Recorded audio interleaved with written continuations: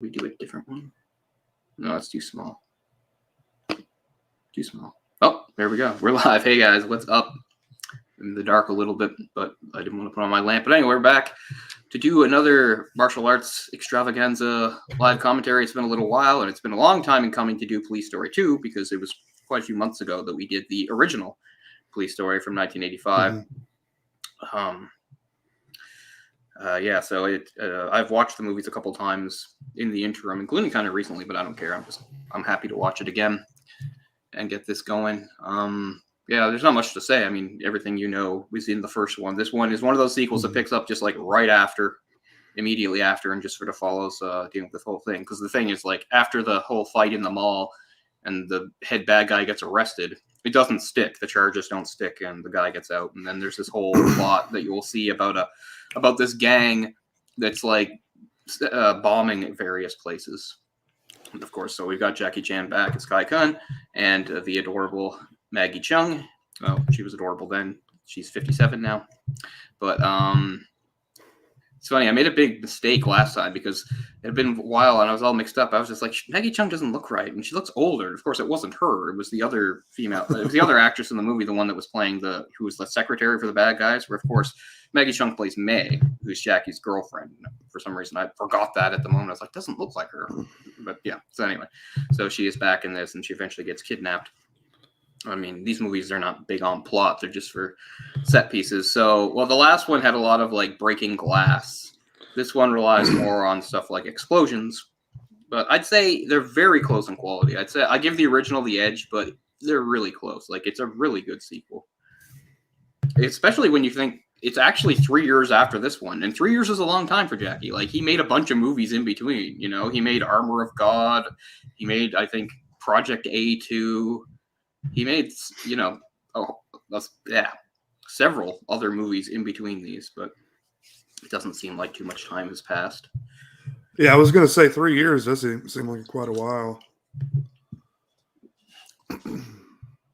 It is, considering, like, he would do multiple movies in 1 year, lots of times, and sometimes a sequel would come out, like, within 1 year. But I'm sure, you know, it's just sort of like the hectic schedule and everything like that. Because, I mean, I think to date it was his most successful film. And it's still, I think, the one he says is his favorite, at least the favorite one that he directed. For some reason, he didn't direct very many in the 90s. He directed Who Am I, which I was on, but he only directed maybe 2 or 3 in the 90s, which is too bad because I think most of his best films are the ones he did direct himself. I don't know. It's probably easier to just show up rather than have to, you know, not only be the major star in the film, but also have to film all the other stuff behind the scenes.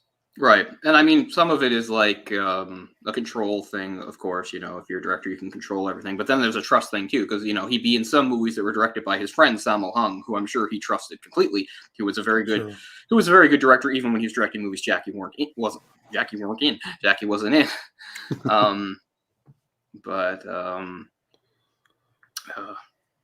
I was going to say something else about Sammo Hung. But anyway, he's not in this. This isn't one of the ones that has any of the dragons in it. No Sammo Hung or Yun Bao or things like that. The guy whose name is Mars, who's been in a fair amount of Jackie Chan movies, he's in this, but I can't remember what part he plays. But he's in there somewhere. Oops, sorry, I was trying to tweet something. I messed up. But I guess we don't need much ado. Oh, and if anybody's wondering why I'm wearing a poppy when Remembrance Day is over, I know it's over. I just kind of felt bad because I was supposed to have it on for our episode of MDPD, and I feel bad that I forgot. So I don't know. I know technically it's supposed to come off at 11 a.m. on the day, and now here technically it's already the 12th here. But I just thought we'll have something where I'm wearing the poppy. So. I know people check the date and say, you forgot to take it off. No, I didn't forget. I forgot to put it on the other day.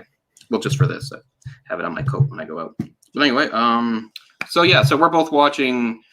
It's not the Criterion Blu-ray, but the Criterion is streaming on like HBO or in Crave, I think.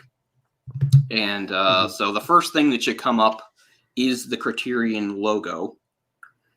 And this movie should be, this cut is just over 2 hours. I've got 2 hours, 2 minutes, 15 seconds as a time. 2 hours, 2 minutes, and 1 second. Yeah, there you go. So I'm sure the difference is quite negligible. But yeah, I'm positive zeros here. And the first thing that should come up on this thing, and I think it'll be the same for Jay, should be the what's it called? The Criterion logo. Okay, see, it was Janus Films for me. Oh, okay. Well, I'll just start mine and get to Janus because that's the next thing. See, there's our discrepancy of the few seconds. That's what I was going to say. That's so probably the difference. You hold tight, and I'm just going to get to there. Yeah, see, I've got the Criterion edition. That spinning disc thing comes up. Yeah, this is also streaming on the Criterion channel. So, all right, so there. So I've got Janus film. So that's exactly it because I'm at 14 seconds. So there you go. That's it. So if anybody has that, yeah, it has the Criterion channel, which I would love to have, but anyway, or this showing on like HBO or Crave in Canada. It's funny because they just had added a couple Jackie Chan movies on Crave. I probably through HBO. Like when stuff is on Crave, it's not always the way it's arranged. It's not always clear what it's through because for my Crave includes HBO, Showtime, Stars, and a couple other things. But when I'm picking stuff, just like when it shows like movies, it doesn't specify which part it's from usually. At least when I'm just looking at it. So I don't know. But anyway, they added both Police Story movies on here, which makes sense. But they also added the middle film of the Lucky Stars trilogy, My Lucky Stars. So I finally got to see that for the first time the other day. I was saying to Jay beforehand, it is good, but there's a whole middle section that is just terrible. That doesn't involve Jackie. He just disappears from the movie and it focuses on these other characters, the stars, and the humor is like terrible and does not land at all. I mean, maybe it was funny to Hong Kong audiences in the 80s. I don't know, but it wasn't very funny. Not even like the physical humor wasn't bad, but they still make up for it because it has a really nice finale. But yeah, it was nice to finally see it after 20 years. May not translate too well. Yeah, I think so. And I mean, I know it goes the other way too, because in the midst of like the success of probably after the first like Rush Hour come out, like Jackie said, like he didn't get the humor in that. Like he understood the physical humor, but the lines and stuff, he didn't understand why they were funny. And I'm not saying that, and I'm saying this, in the context of because whether you could watch, I know anybody could watch Rush Hour and be like, it's not funny, or like Chris Tucker sucks. But us as Anglophones, we understand where the jokes are, and maybe we don't laugh at them. Maybe we're like, shut up, Chris Tucker, or something like that. But we get why the stuff he says is a joke. Whereas I think a lot of the lines that he would say, like Jackie didn't translate for him. He didn't understand why it was supposed to be funny. Just pretty honest, I guess. So yeah, it works both ways. You couldn't make Rush Hour today, I don't think. It's too much. I mean, it's pretty racist at parts. Yeah, I mean, I guess that's how you initially break down those barriers. Is you start by like really wide, broad stereotype shit. So, I mean, it was already 1998, though. This wasn't ancient history, right? So I don't know. I mean. It's odd for me as something of an outsider to watch the movie. Like I have to feel like at least at the time, maybe like in like Asians that are from North America at least saw it as somewhat progress. Although I mean it's still, Jackie Chan playing a kung fu guy, but I mean. He deferred sort of his own entrance into like American films because he didn't want to be typecast. He didn't want to be just seen as like a bumbling Asian stereotype or just a bad guy, which is one of the reasons why he turned down the role in Demolition Man, because he didn't want to be a villain. Which is, can you imagine like how weird that would be? Like we don't even have any frame of reference for him as a villain, but imagine him as that villain. I mean, it would obviously have to be written completely different. There's no way he could do, what what's his name does in that Wesley Snipes. Wesley Snipes is like Phoenix or whatever his name is. I can't imagine anyone but Wesley Snipes playing that part. But So you have to imagine that when it was offered to Jackie, it was written really differently, or it was pretty open. Like it was just like, here's the bad guy he's chasing. We'll work out the details later. But anyway, so I mean, he wanted to like break through on his own terms, which he eventually did. But then, as you said, like by the time you get to something like Police Story, you're still dealing in a lot of stereotypes. Although I think it was well-intentioned, I suppose. It was sort of trying about breaking down barriers and past that. I don't know. I mean, I get it, but Jackie Chan's not like, shut up, you black bastard, the whole time. He just kind of takes it and moves along. Yeah. There is no tit for tat. It's just constant, Right, which again follows stereotypes, right? It's like, well, it's not like an Asian would have that sort of attitude anyway. They're all just sort of, polite and submissive, which, is not true, but it's a stereotype that gets perpetuated. They're all just really polite. Ben, that's the last one we did. If you check out my channel, I'm pretty sure the last martial arts movie we got to do was Jay and I did City Hunter from 1993, which has that infamous scene. City Hunter's by no means a classic, but it's definitely a fun movie. It doesn't have any like huge stunts in it or anything like that, but it's definitely a fun movie. And actually one of his better like comedies. It's one of the ones where, like, again, it's not like the humor's great or anything like that, but it's tacky, but it is funny. So we had a lot of fun with that. So that, I believe, is on my channel, Ben, if you want to see us do City Hunter, which for me at the time was streaming on Prime. I think it's still there. But yeah, that includes the infamous arcade scene where suddenly the characters start dressing like the various Street Fighter 2 characters. And obviously the most memorable probably is the Chun-Li thing. It's done so well. It's really funny. It's a great surreal moment. But yeah, we did do that one. So that is City Hunter for those wondering. Definitely a fun movie. That one, we just had to watch like a dub. But, in a way, the dub kind of enhances the experience because it's so cheesy and dumb anyway. So the fact that you have like some weird white guy doing Jackie's voice, it actually kind of works. So, and as I've said before, as somebody just like a lot of typical North American kids who like started watching the Jackie Chan movies, that they were Hong Kong movies, but they were getting their North American release, starting with Rumble in the Bronx. But, there was Rumble in the Bronx and then 280s and then they released some of the older ones like Operation Condor, which was from 91. They released that in theaters sometime in the mid 90s. And then they released in reverse order. Because it's a sequel. It's a sequel to Armor of God from 87, but they called it Operation Condor 2 Armor of God. There was Mr. Nice Guy in the late 90s and Jackie Chan's First Strike, which is technically the fourth Police Story movie. But anyway, when you saw all those, by that time, they were dubbed, but Jackie was dubbing himself. So even though they're dubs and they're clumsy, I just have good memories of it, so I don't mind them as much. I mean, I would prefer to watch them, with the Cantonese soundtrack, but. Yeah, Super Cop, I think, was also released. Right, that's the other. That actually, I think that's the first Jackie Chan movie I saw because I was like for like my 10th or 11th birthday. I guess it was my 10th birthday. It was like 93. I rented Super Cop, which is a 92 movie, which is the third Police Story.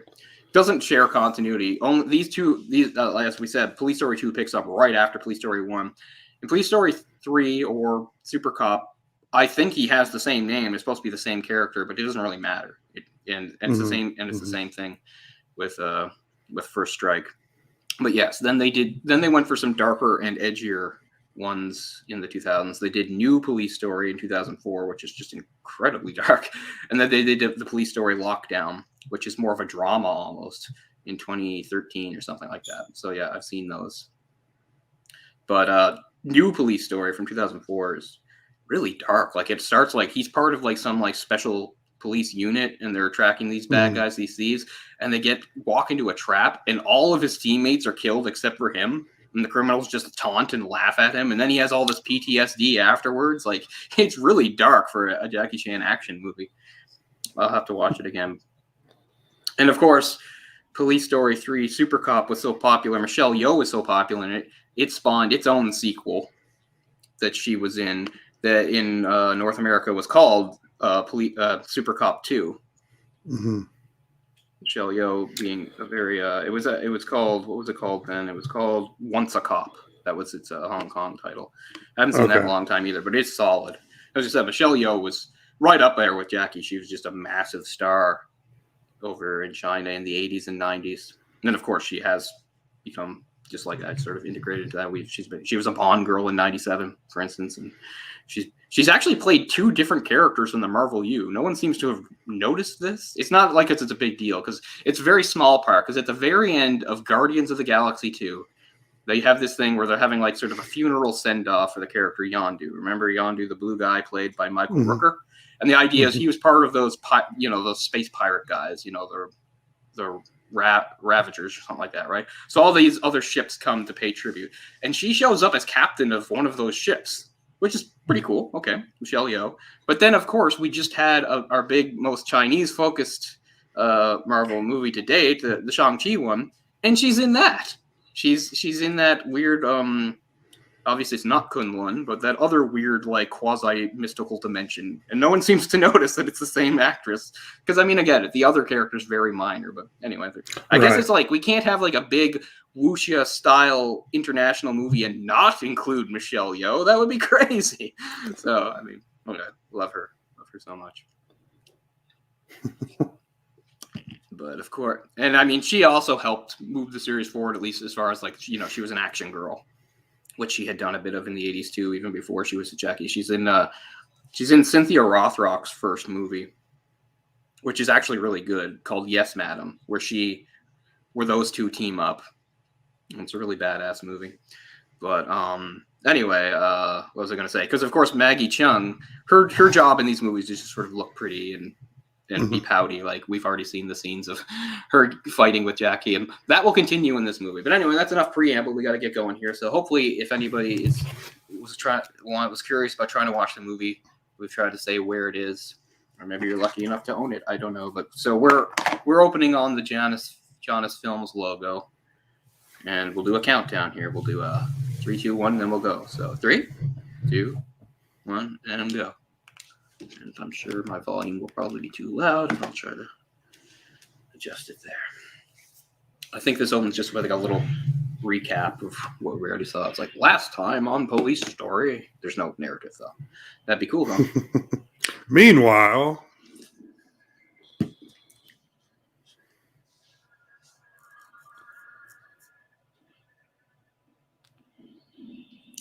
Yeah, Ben, I actually saw it. There was this whole scene in, I can't remember which Avengers movie it is. It might be Avengers, like Age of Ultron or something like that. But there's this whole extra scene in the Chinese theatrical cut where Tony Stark is like, he's out of his armor and he's being like looked at by all these doctors, and they're all Chinese.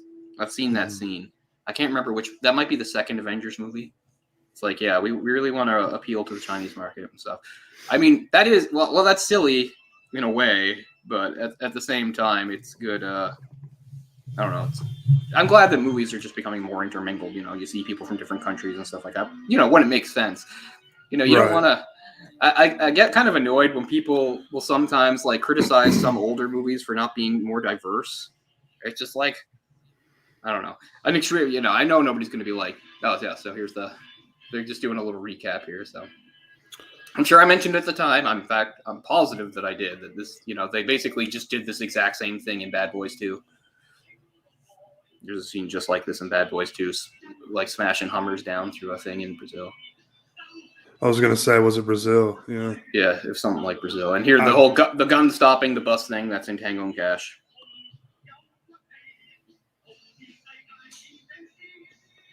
There's Maggie Cheung. Uh-huh.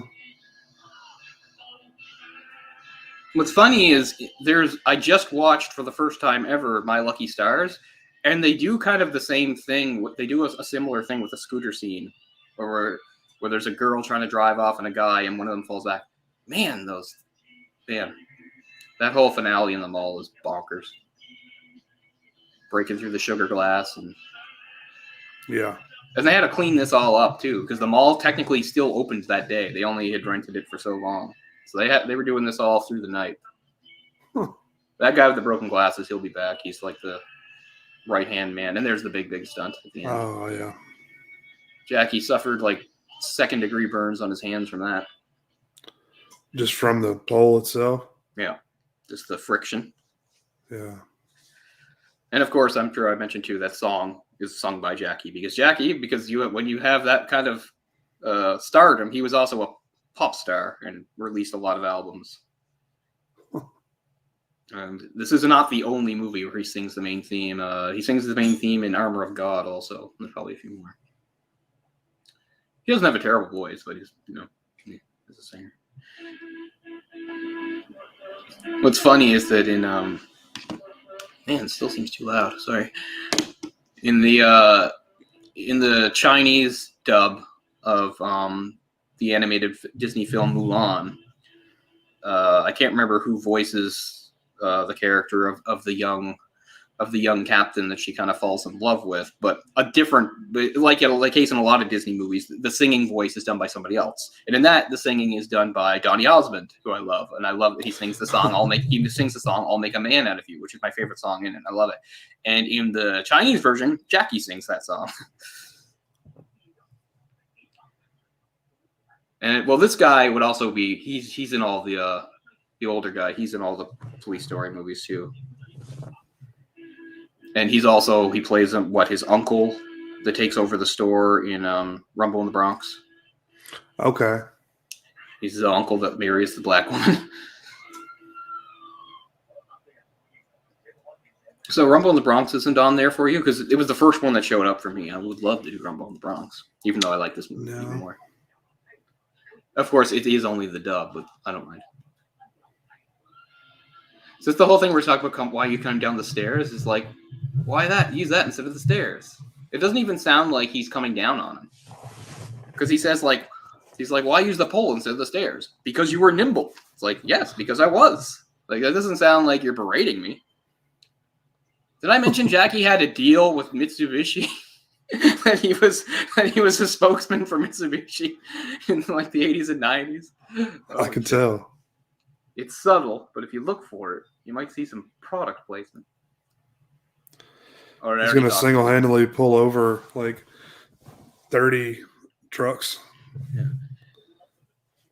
It's nice to know that like the same sort of like cliches from cop movies over here are here too. Like he's getting berated for not doing it by the book and for all the property damage he caused, which you would see in stuff like Lethal Weapon and stuff too. Right. It's the exact same thing here. Yeah, I must have already talked through it, but anyway.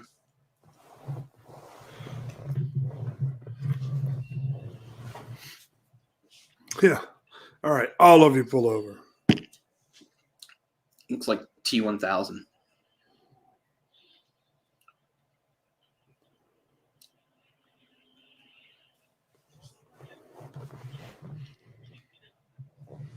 Yeah. Yeah, so they're going to put him on traffic duty because they don't like his... They don't like this super cop business, even though this one is not super cop.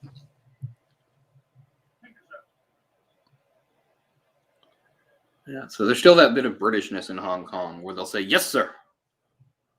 Yeah. It's like, oh, these things were happening. That was like a flashback. Jackie is the officer on the road. Well, yeah, that's his demotion. I wouldn't mind that demotion. You get to ride a motorcycle. Yeah. I mean, I get it. He's supposed to just do traffic stuff. It is a demotion from being a detective. But...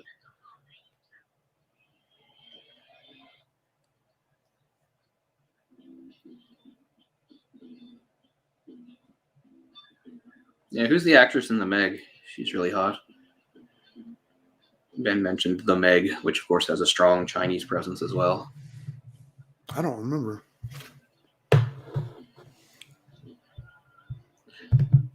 I think I said this before. That's why I won't watch The Transporter again, because I don't like seeing what's her name getting touched by him.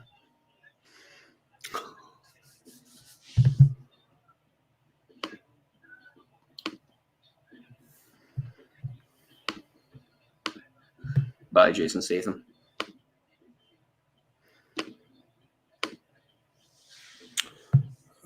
Bing Bing Lee. Oh, is that The Meg? Must be The Meg. If I'm pronouncing that right. Must be. I thought it was someone Ruby else. Rose was in there too, the one that played the Batwoman, yeah. The Batwoman, yeah. Formally, yeah, she got fired. Yeah, but didn't she say at the time, like there was something weird, like she thought like the role was too demanding on her schedule or something. It's like, you're the lead of a show. It's going to be a big commitment. I'm not going to go into it again, but I still think it's kind of weird. Like, okay, she's gone, so you're going to recast her. But instead of recast, it's going to be a whole new Batwoman. I'm fine with that, but it's kind of weird that the second Batwoman would also, like, what would the odds be that a completely unrelated character would also be a lesbian? I don't mind. I don't care. I'm just saying that seems like an odd idea. It's like Batwoman has to be a lesbian. It's like, no, the character Kate Kane is a lesbian. But anyway. Well, I think she was saying that she actually said she quit, not that she was fired, because of like a bad work environment, and kind of hinted at, maybe some toxic male stuff. Yeah.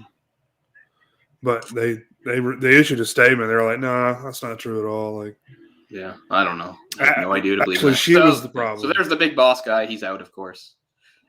He's saying, I'm too sick, so they're letting me out. Oh, is the glasses guy gone? He's replaced by this even smarmier guy?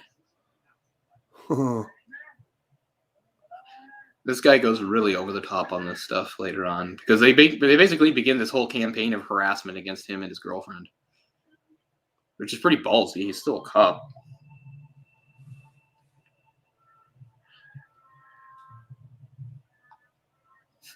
Is that a Nazi salute? What are you doing, Jackie? Yeah. About to do a Sig Heil out there. There's a station wagon cop car. You don't see those very often. No.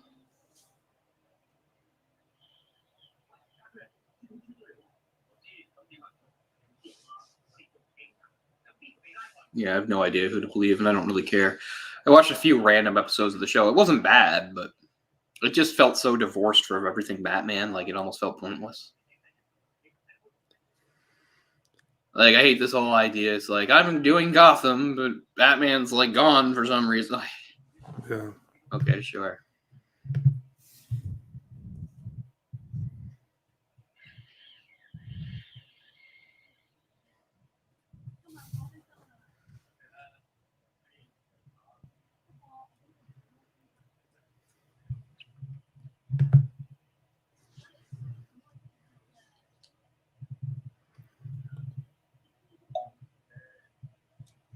Chew. That's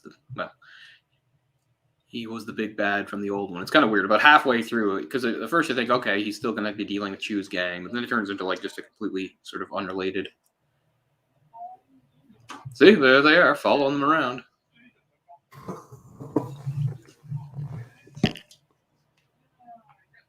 Going to talk about maybe you could burn alive in there.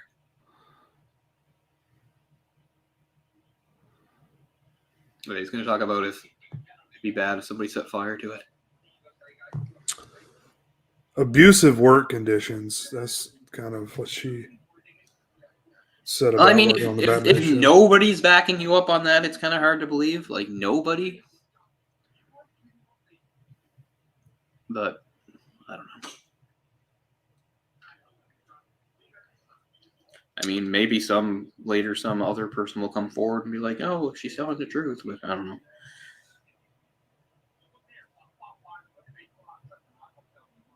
know.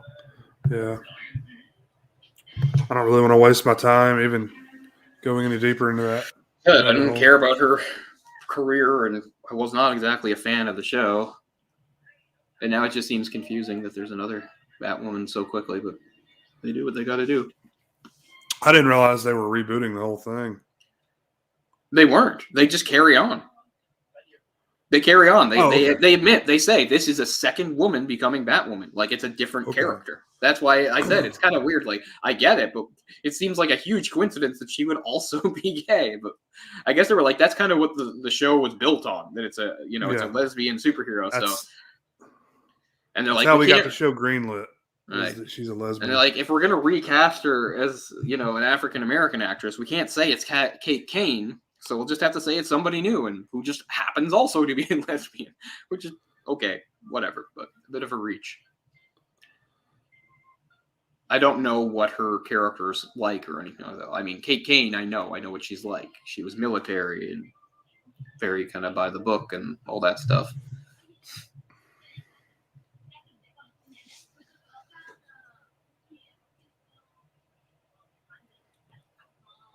So cute on her scooter. And now they followed her here. Yeah, they're really dedicated to this.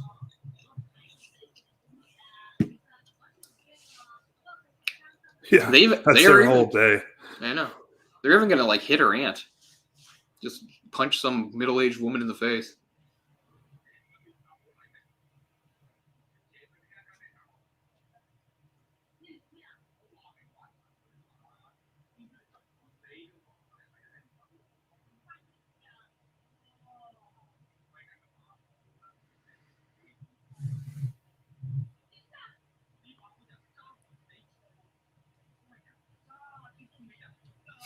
That's not as good a comeback as you think it is.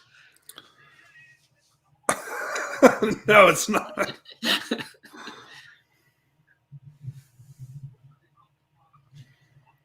Ooh, done your research.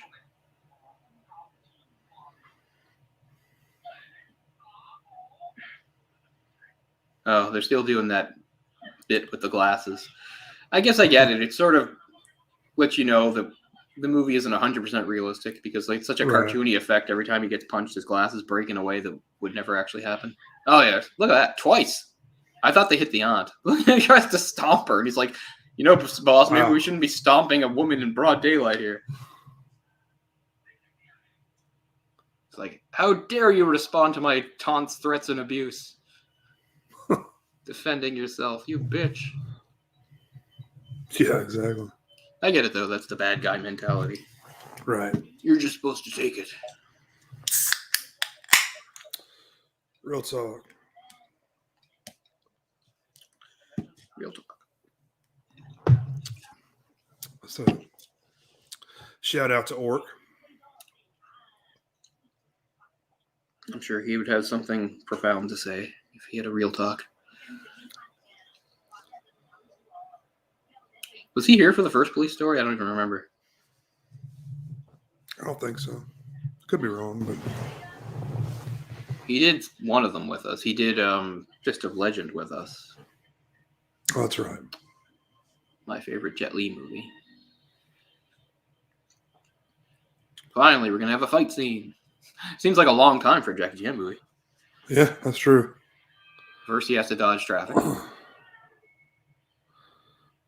Which he probably actually did. Which he probably just did, you know.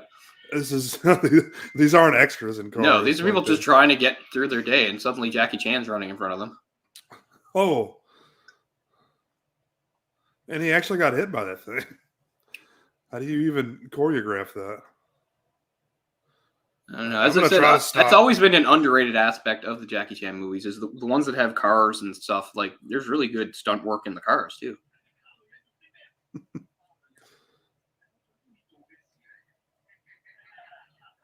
Can't you just arrest him? He assaulted her? Yeah. Here's some assault.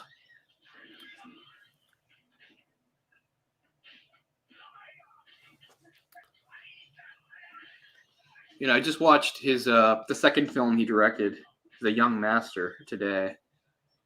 And it's such a striking contrast, like, because that's one of, you know, those more traditional, you know, period piece wuxia styles. Like, the fighting in that is so much kind of slower and more elegant than what he would do in his sort of contemporary stunt oriented movies. Oh yeah. And I definitely prefer the latter. Although, I mean, there is something fun and artistic about that classic wuxia. You know, it's not realistic, but it's cool to watch. But I kind of like this. I like the frantic pace and stuff getting broken. People falling hard. Look at that. Like, stuntman over here did not fall like that.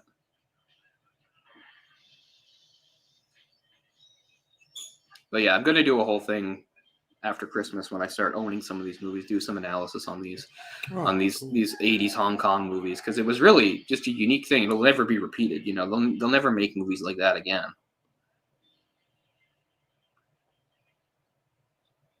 Yeah. And not just because of Jackie, although he's the most prominent figure. You know, there's plenty of movies from that era that don't have him that still, you know, do all that stuff too. I mean, maybe not spectacularly, but That's what. Speaking of Cynthia Rothrock, you know, she started her career over there. She did several Hong Kong movies, and then it was in the early '90s that she came over here to do American movies, and she was like having fight scenes and like beating the shit out of the stuntmen. They're like, "You hit too hard. This isn't Hong Kong." Although it has popped up because I remember it was the same thing. One of the reasons why the original Mortal Kombat movie is so good, like they're really kicking the crap out of each other in those scenes. Yeah. Like people got really hurt and injured, and they were carrying on. So that's really the Hong Kong sort of spirit. It's like, you know, you're hurt, but you keep going. Well, it's a lot easier to sell it when it's somewhat real. Yeah.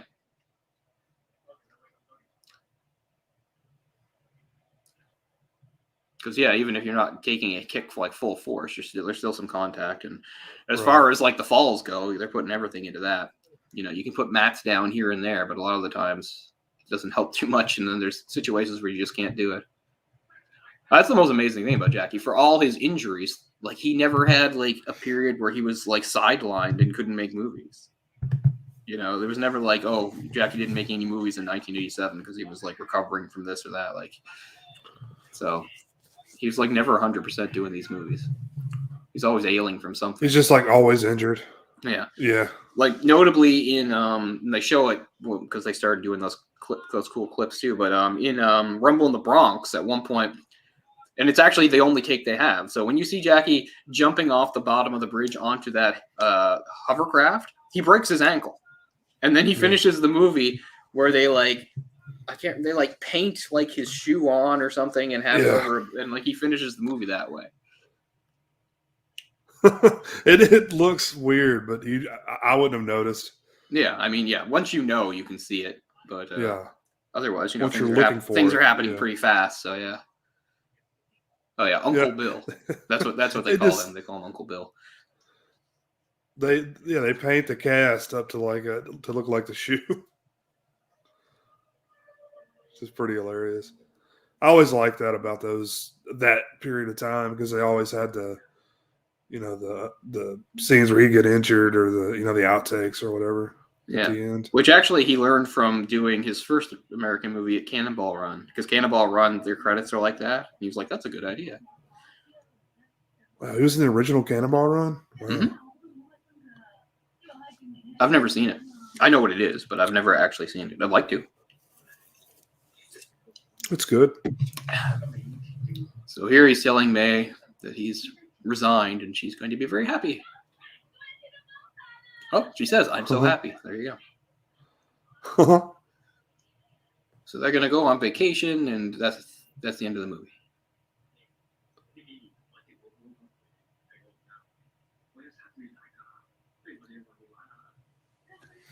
We're going to go to Bali.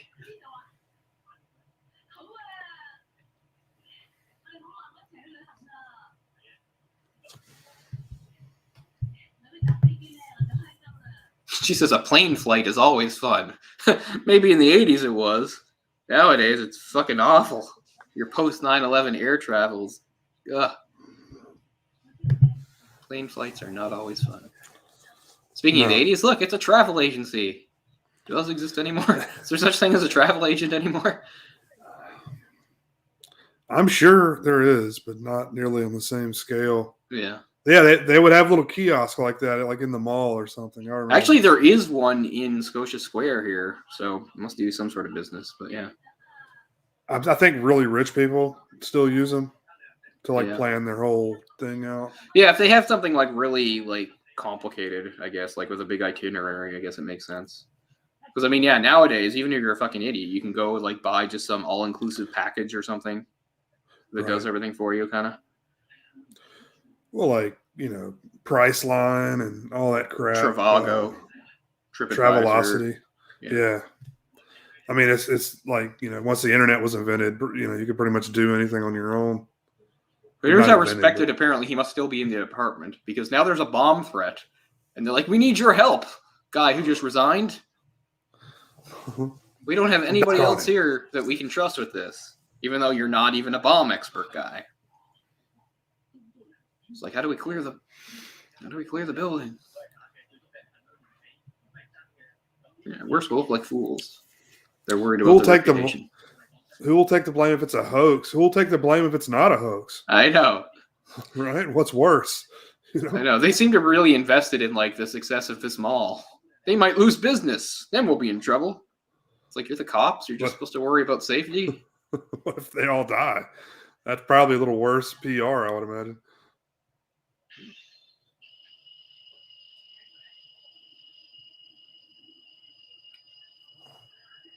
I like how no one reacts to this. I mean, that's kind of how I don't take the fire alarms in my own building seriously because it goes off so often. But I would leave if I was in a store. But look, the shopkeepers or the store managers are like, no. All these people just walk out.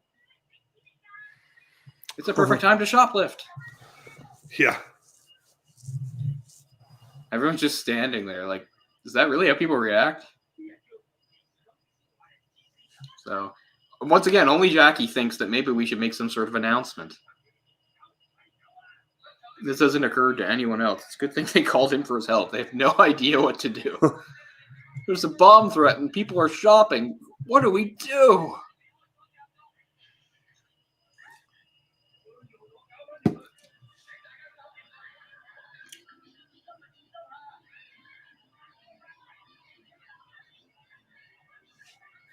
Sammo Hung in Arsenio Hall? That's amazing. What an odd pairing. I like it, though. Arsenio Hall's not somebody like I in any way grew up with. He's just this name that exists. Like, I have no memory of his show ever existing or being on, ever. I'm sure it was on, but no. He's just somebody I found out about when I was much later. Like, I probably only learned who Arsenio Hall was like 10 years ago, maybe. And by then, he wasn't anybody. I was aware of the show, but I didn't watch it. Yeah. It was just sort of like a late night talk show type thing. Yeah, exactly. Yeah. It's the same as, Tonight Show or the Late Show. I think the only reason I heard of it was like at some point, like they were doing some sort of retrospective on Clinton. And, it was a big part of Clinton's campaign is that he played sax in Arsenio Hall's show. It was like a big deal. Right. Yeah, and they had lots of wrestlers on there, and Jason Voorhees was on there, Kane Hodder. So was that the origin of that really obnoxious thing in the early 90s where people cheering would go, whoo, whoo, whoo? Is that Arsenio Hall? That's right. Yeah, exactly. Yeah. See, that spilled over here because I can remember being like a kid at assemblies and people going, whoo, whoo, whoo. But I don't know if we knew what it was from or, but we did it.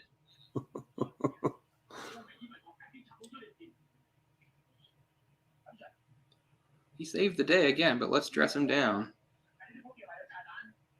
I like these firemen, too. There's no fire. We got nothing to do.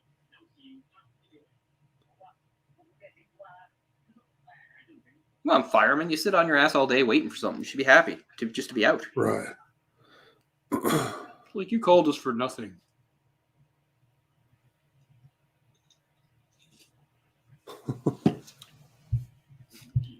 Did I do the right thing? Yeah, I think evacuating the building is the right thing.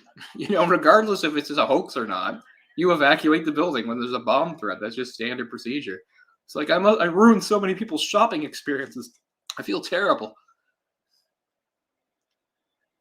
I'm sure that slow motion red ball bouncing isn't significant. Breyer's ice cream. I love that stuff.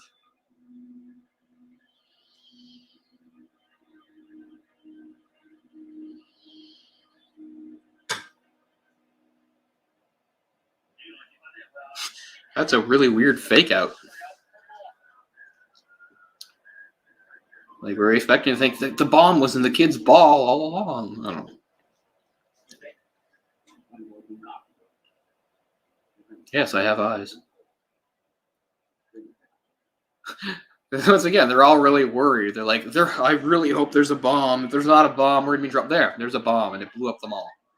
You did the right thing. All doubt can be cast aside. Somebody was in the showroom. What, they were going to test drive that truck? Anyway.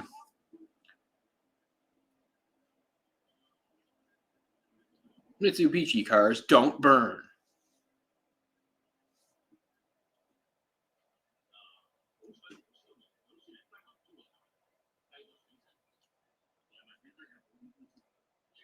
back to business and cigars.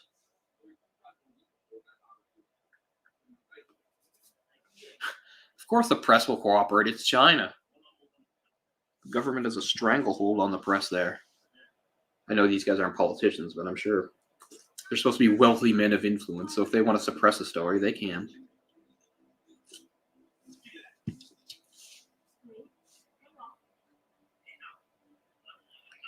So these guys owned the mall, okay.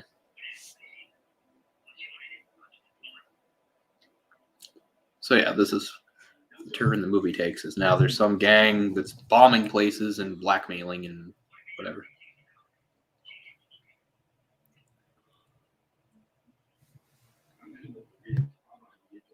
Saying, oh, I really hope there's a bomb or else we'll look bad, and then the place blows up. Yeah. Except those Mitsubishis. They're strong cars. Absolutely. It's amazing no one was hurt in the explosion. Yeah. It's a good thing Jackie was there. He had the bright idea that we should evacuate the building. That's why he's the best cop.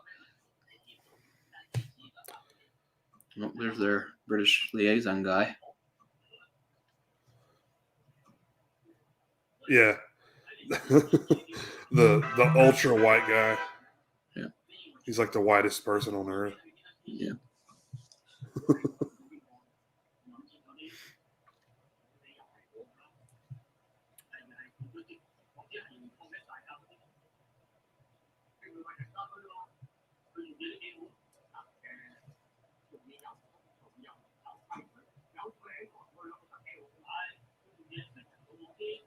Why don't you ever tell him that? And by the way, he resigned, don't you remember? They don't take his resignation seriously at all.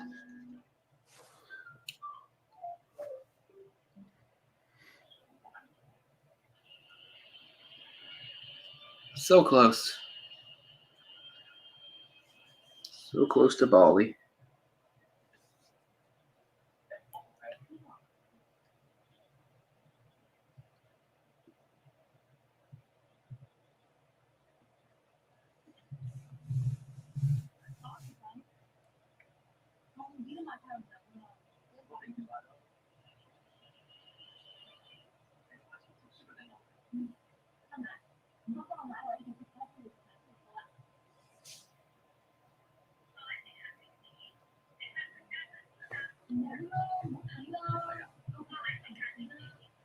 This was the same year as Commando. I always think of Arnold getting on that plane.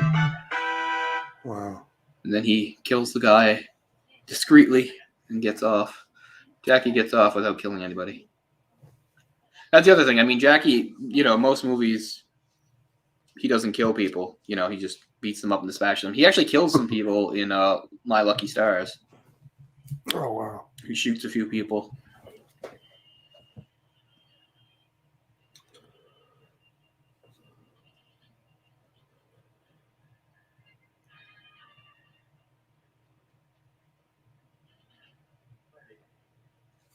He doesn't seem at all concerned. Like, yeah, the plane's not waiting. That's just a thing, Kai-kun. They're not waiting. Once you deplane, you don't get back on. Of course, I don't know. Yeah, in the 80s maybe you could, but if you get off a plane nowadays, you do not get back on. Is that right? Mm-hmm. I mean, unless they take you off for some official reason or something. But no, if you get up and go I forgot something, that's it. You're going. You're security purposes. Probably. Yeah, you can't just get off and then get back on.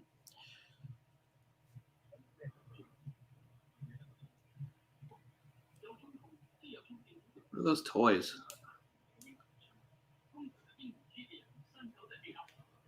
Oh, are they smuggling? Are they toys for smuggling drugs? Oh yeah, good call. Because it looks like they're have openings in them. It's weird because I don't think it's part of the plot. It's just their showroom or something. And I like those 80s computer screens displaying data. Yeah. So we don't have screensavers yet, so it's just endless lists of data.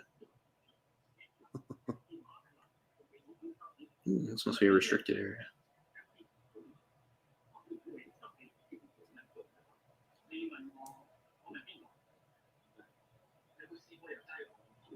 Once again, this never occurred to us. They make it pretty clear, like, this department can't, like, do anything without him.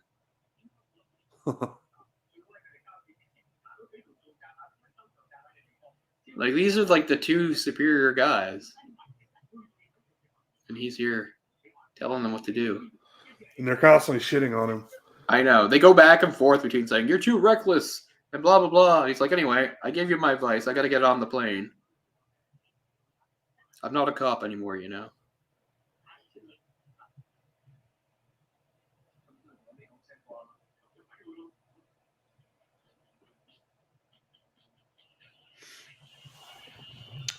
I'm sure May will be fine with it. Oh, yeah. She's always so even-keeled and unemotional. I thought, like, she doesn't actually exit the movie here, though. They turn around or something at some point. Like, because it'd be just funny that she has to go to Bali by herself, and he has her passport. But she winds up back pretty quick. Because now it's gone from Commando to Home Alone 2. Man, have you seen the trailer for that remake? Like, I've seen it in that it was on a screen near me, but I wasn't actually watching, so I don't know. I know that, like, Buzz is in it, like, as himself, right? His brother Buzz? I'm not sure. I'm pretty sure Kevin's brother Buzz is in it, and he's, like, a cop or something. This has, like, a stronger tie. It has something to do with the McAllisters. It's the little British boy, right? Oh, I don't know. I don't know. I don't know who the kid's is. British. Okay. See, I didn't even know that. I saw the kid. He's kind of fat or something. But I didn't hear him talk. Yeah, he is kind of. I mean, I'll watch it. It'll be free on Disney Plus in a little while. When I'm in a Christmas mood, I'll watch it. I'm sure. I mean, Home Alone 3 is so terrible. I mean, it can't be worse than Home Alone 3, can it? I think they made a Home Alone 4, but I don't acknowledge it. Yeah. They're going to do like a who farted joke here, and they never actually make it clear either. Maybe the joke is it's Uncle Bill, and then Uncle Bill blames it on him because he's the last one to react. Oh, you're right. So they all leave. And they all also like turn to like shame him.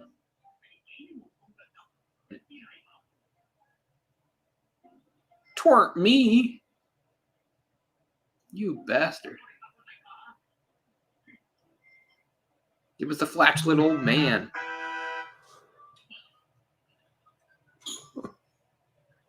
I can't remember why. I mean, I don't know what his status is here. Is he resigned? Is he a cop? But for some reason, he has to like secretly infiltrate this boardroom. I don't know why he can't just go in, but he's gonna do a whole thing here where he like bugs the room and he has to go all stealth.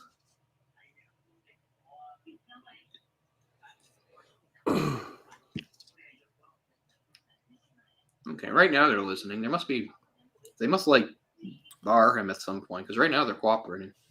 But for some reason, he has to like sneak into the boardroom while she's distracted. I don't even know what company this is. I talked through it. I know they're trying to trace the explosives to find out where they're being bought. Right.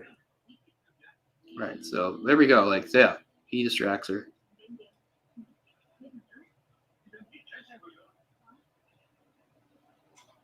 It's a nice boardroom. Huge. Wow. Really showing off. This is a company with a lot of clout, obviously. Massive board table. Look at that. This is like Wayne Enterprises. Oh, wait. That's the same desk that... Okay, these are the same idiots that owned the mall. But, I mean, they must do more than own a mall. They must own a lot of stuff. Because when we came back from the bombing, they were talking about, like, the impact the bombing would have on them. And then they were the ones that got the call, the blackmail call. So, obviously, they own a lot of properties and stuff that the bombers are threatening them about.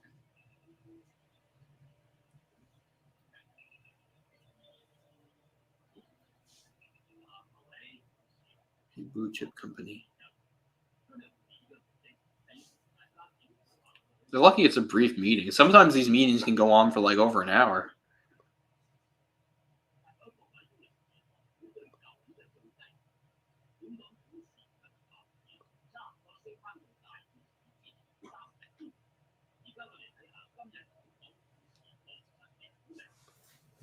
Let's look at the markets. Get out the ticker tape. Yeah.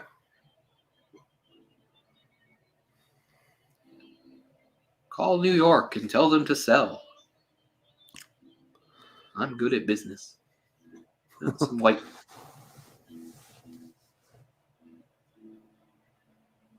people.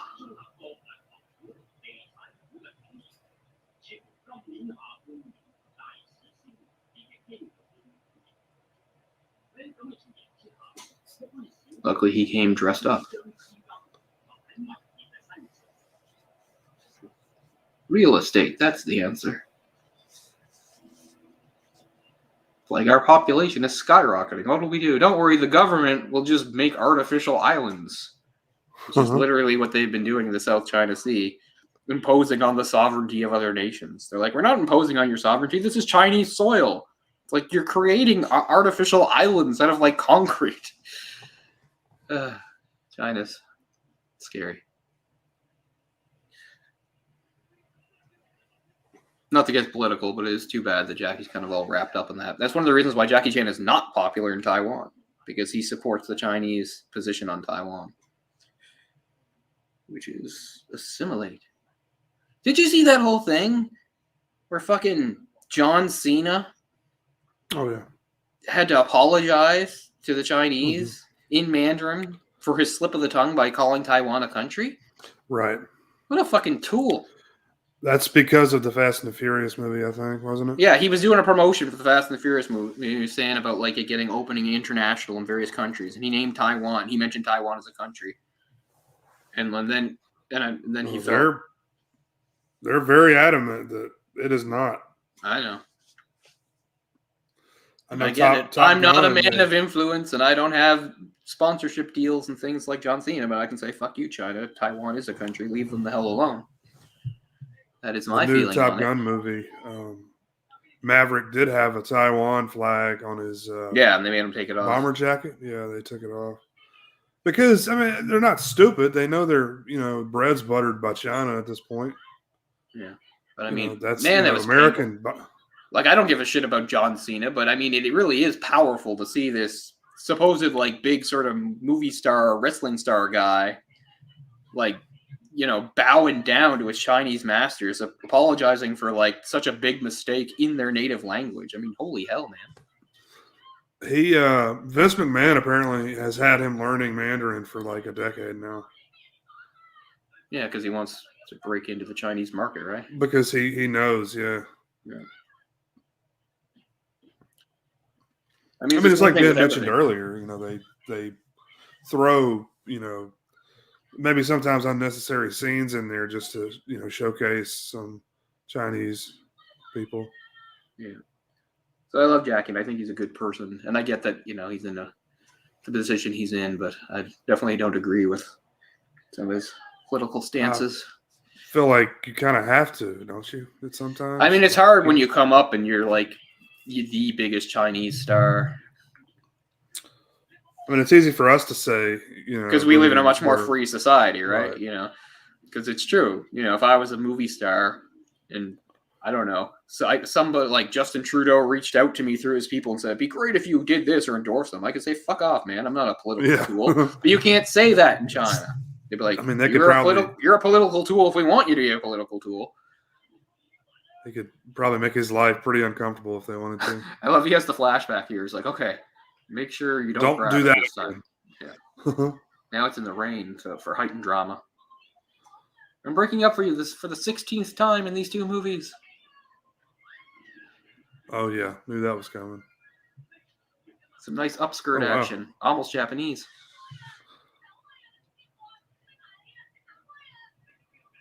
You're stuck in the bumper, honey. Uh-huh.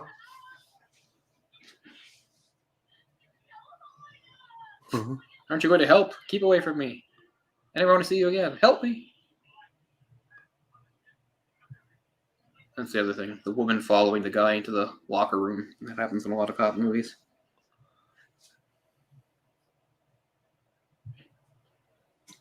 Yeah, we ruined your life again.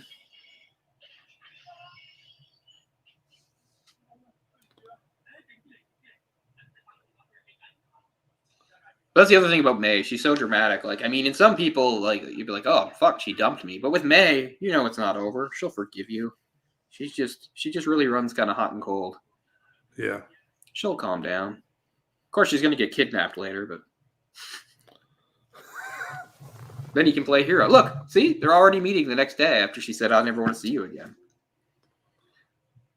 And this is the most serious part, because it's like, maybe we can't fix this relationship.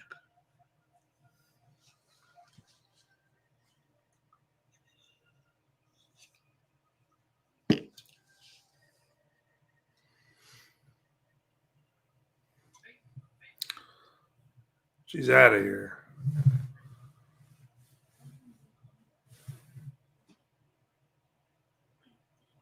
Yeah, this seems much more serious. It's when she's quiet and calm. Oh, but here we go. This is not the thing, though. This is this idiot trying to get revenge.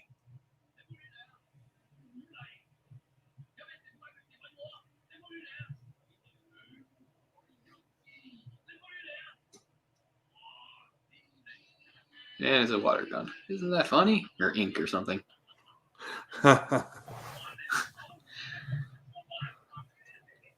You really wonder how this guy rose to such prominence in a criminal organization. He's really kind of a buffoon. Well, he's definitely got a one-track mind. Like, I think in a like a big criminal organization, all you have to do to like make people think you're smart is wear glasses. Like, oh, this guy's probably a numbers guy. He'll help us out. He knows what's going on.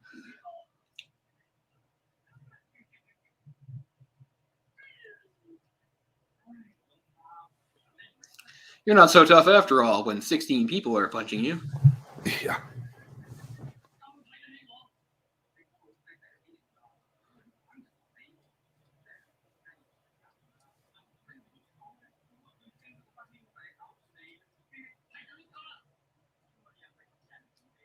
Sunglasses at night. These guys are serious.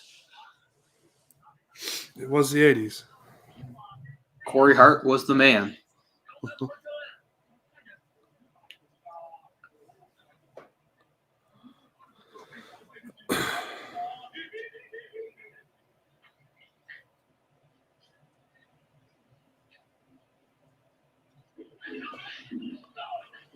Here we go.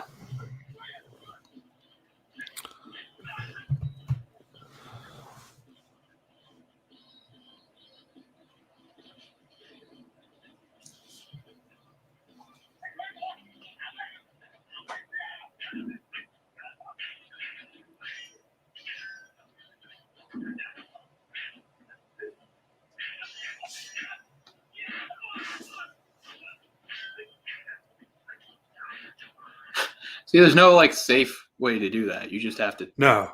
You just have to take the fall and take the hit. Well, and you're just landing on the ground too. Yeah. I mean, this isn't a built set. This is an actual fucking playground.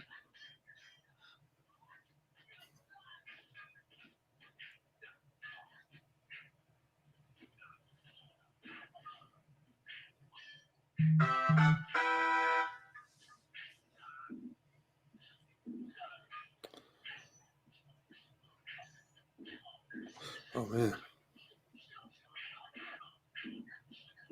Old person rush hour. Yeah, that's pretty cool. I mean, Sammo Hung, even when he was young, was a wonder. Because, I mean, Sammo Hung was not built like the traditional martial artist, right? Like, he wasn't fat and obese, but he was fat for a martial artist. And, man, he could move. I love watching him fight. Yeah.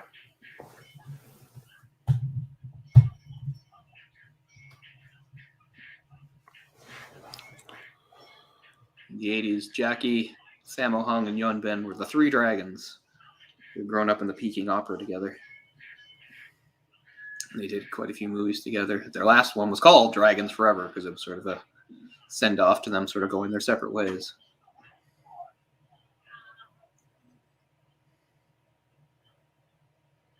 But Sammo Hung, yeah, was also a really good director, too. It's the other thing, the other night when I was talking about, like, favorite directors. I mean, Jackie Chan's one of my favorite directors. But, I mean, he does a very specific kind of movie. But, I mean, right. he's good at it. So he has to be one of my favorite directors. It's like maybe Jackie Chan, couldn't direct Dune, but what he knows he's good at. And I mean, there's other directors who have directed great action movies, but are they as hands-on as Jackie? Probably not. I'm sure Jackie learned quite a bit from Yen Wu-ping, who directed him in a couple of his earlier movies, including the first Drunken Master. That's a great one. Yeah. And the one before, like his first like starring role, I think, was Snake and Eagle's Shadow. I get confused which one, if Snake and Eagle's Shadow or Fearless Hyena came out first. And one of those is Yen Wu-ping, and one of those is directed by Jackie. But I know Drunken Master was directed by Yen Wu-ping.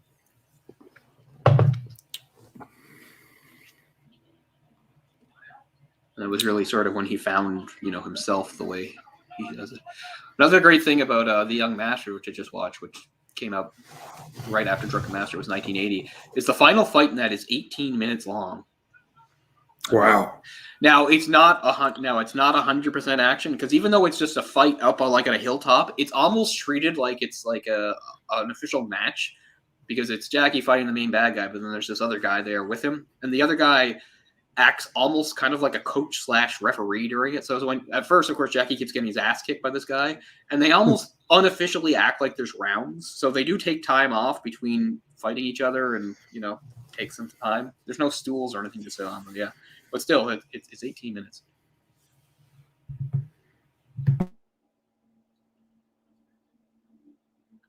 Okay, now she's being a little too harsh on him. It's like, they just tried to kill me. I want a boyfriend who's gentle, not a savage. Well, he'd be dead. Your gentle boyfriend would be dead, and possibly you too.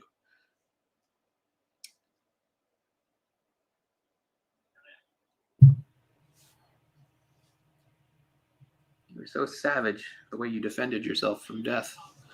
Yeah. Look at that. Police officer involved in melee in park. You asshole. It's like, it was in the middle of the night. It makes it sound like he was like, I don't know, running through people's picnics or something. It's like a bunch of thugs attacked me. That's the Hong Kong press for you.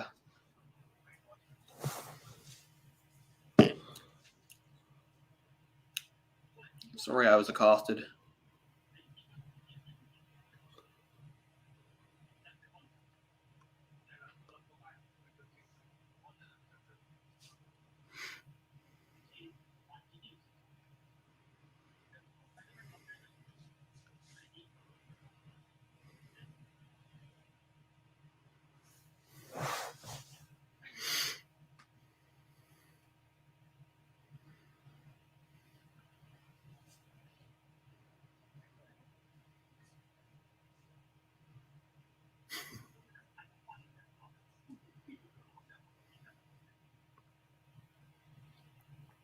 Oh, right.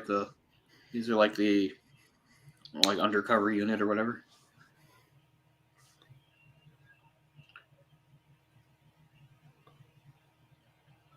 They're going to help.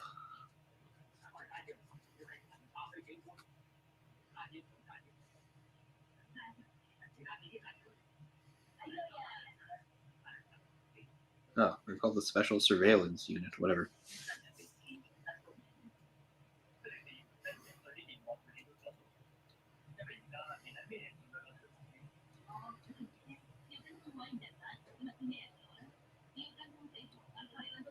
I don't know. I think you're missing a step there. Just tail anybody that looks suspicious. It's only Hong Kong. How many people could there be? It works, but I feel like, they're skipping some steps. It's like, it's all well and good to tail people, but we don't know who we're after. But they figure that out.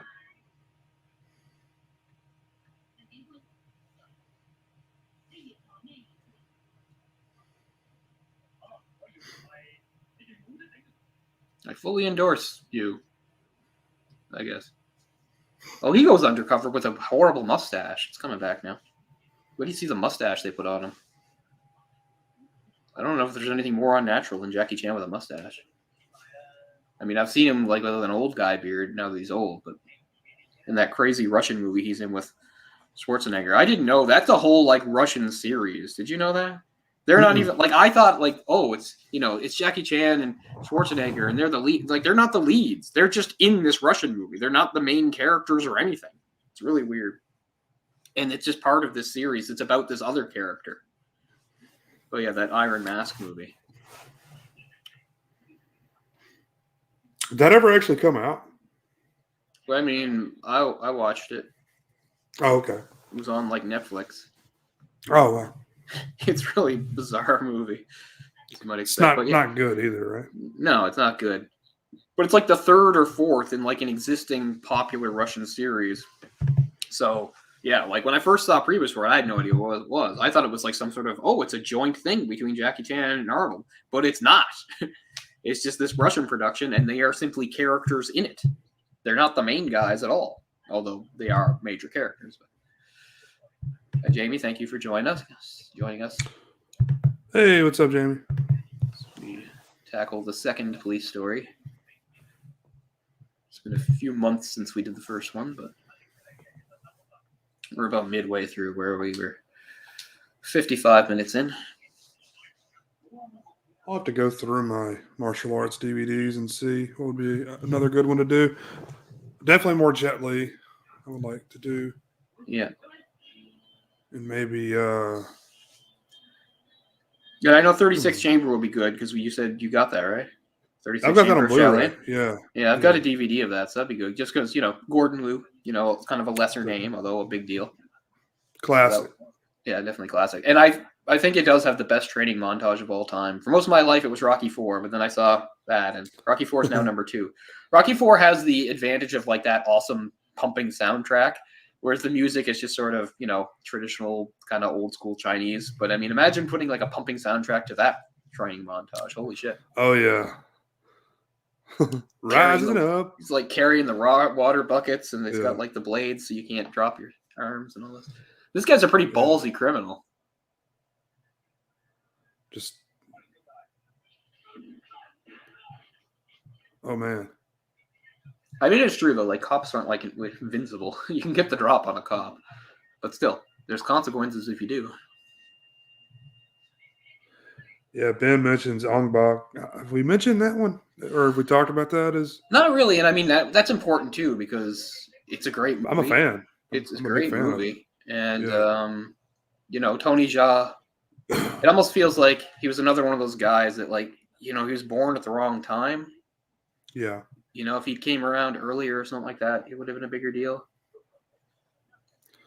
But not necessarily to do. But as I said, he's in a really good movie that's on Netflix called Triple Threat, starring Tony Jaa, Tiger Chen, and that's the one you tell me about. Yeah.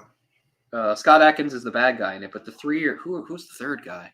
It's Tony Jaa, Tiger Chen, some other action guy whose name is escaping me. I'm going to look it up. The guy from The Raid?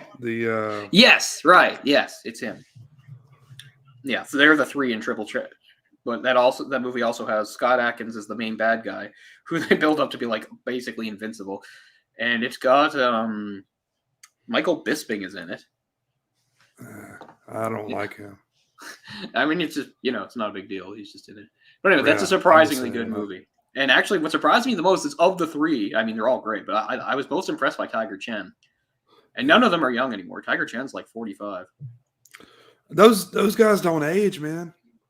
Mm-hmm. I'm telling you, they'll be like 60 years old and still able to do all their stunts and stuff. Check out Jackie's mustache. I know. I mean, Jackie went right into it until he was about 60. Took him a long time to slow down. I mean, it's very gradual. Because, I mean, you can watch something, say, like Rush Hour 1, which is 1998, and he's already, mid-40s by then. You're already pretty blown away. But then if you go back to the 80s, you can see just, like, how crazy he was in his prime. Check that mustache. Oh, he's undercover trying to buy some explosives. But, yeah, Ong Bak would be good. Must be available somewhere. It's too bad that Ong Bak 2 was such a letdown. It's not bad, but like Ong Bak was so awesome that Ong Bak 2 feels kind of like, yeah. And he did The Protector, which is okay. But yeah, I loved Ong Bak. I saw that in the theaters, and it just sort of it brought back all the memories I'd had after seeing, when I first saw First Strike in the theater, like about 8 years before that. Jumping around and parkour and all that. It's one of the things about like Ong Bak, like some of the jumps and stuff he's doing, like he didn't realize that in a lot of those Hong Kong movies they did like wire work. Like he didn't know. Yeah. So he's just doing it for real, which is even cooler.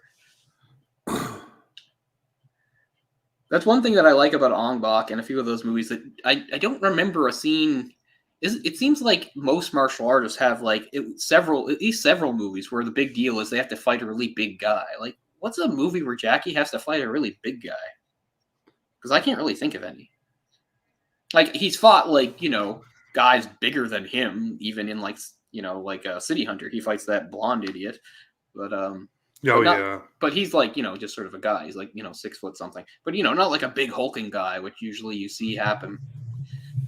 I love that guy with like all the crazy hair that Tony Jaa fights in Ong Bak. The guy that just he's at like some underground fighting ring and he has to fight him. And then he has to fight everybody, including one guy that doesn't even try to hit him with his fists. He just picks up everything in the room and tries to smash it over him. I haven't seen that in a while. I need to rewatch it, but yeah, that's a great one. And yeah, definitely we will try to do that because Tony Jaa is awesome. I'll tell you a great Tony Jaa moment. So in one of those, they made a whole series of Never Back Down movies, right? So there's a Never Back Down movie where Michael Jai White's character, the idea is like he used to be a professional MMA fighter, but then for various reasons he had to quit. So the whole thing is he's like retired and stuff, but he's friends with a current MMA fighter played by Josh Barnett. And he goes to Thailand, and Josh Barnett's going to fight this big crazy champion. And what's hilarious about it is because there's a whole subplot that Josh Barnett's character is not training hard. He's just fucking around. He's eating and he's sleeping with prostitutes and stuff like that. But he's juicing up to make up for it. And of course they have a moment where it's like, no more drugs. And of course what happened to Josh Barnett's career pretty much ended because he kept getting caught for juicing. But anyway, there's this great moment where they're at like some press event or something like that for one of the fights. At this point, and of course he eventually takes Josh Barnett's place, because he gets injured or something like that. But there's some like press event for it. And all these, so all the press is there, and they're going to talk about the fight. And then Tony Jaa, playing himself, shows up, and it's like, it's Tony Jaa, Thai action star, and he's got this big entourage with him, and he's like, yeah, and he's signing autographs. But then he starts pointing. Then he starts pointing at what's his name? The old honeypot here, honey trap. But then he starts pointing at Michael Jai White, and he's like, gets really excited pointing at him. And Michael Jai White's character goes, "Oh man, I've been through this before." He thinks I'm Rampage Jackson, doesn't he? Because Rampage Jackson also had a cameo, and he had a really like the most half-assed cameo I've ever seen because he just appears on a laptop screen because he's like yelling at him saying like he wants a rematch because apparently in this world they fought. But anyway, he's like, "Oh man, everybody here thinks I'm Rampage Jackson." He's like, he doesn't think you're Rampage Jackson. He thinks you're Cuba Gooding Jr. And Tony Jaa's going, "Snow Dogs, best movie ever," and all this stuff. And he gets into pose for pictures with him. It's actually pretty funny. It's a pretty crappy movie, although Michael Jai White gives it his all. But I love that moment.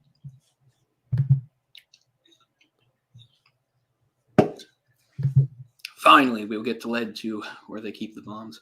It's never exactly made clear what the deal is with this gang. I guess it's just they see it as a way of making money. It's not like a political statement or anything.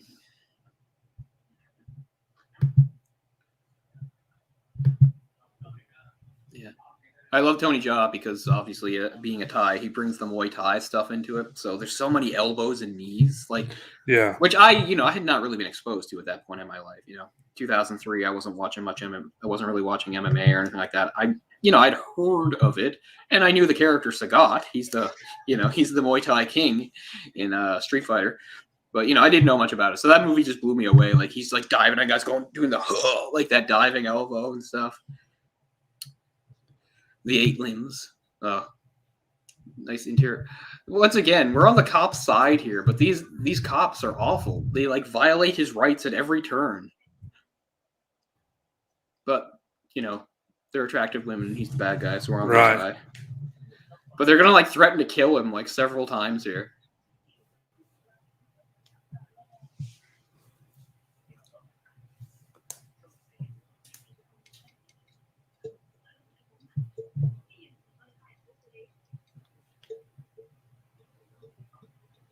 You have a nice false sense of security.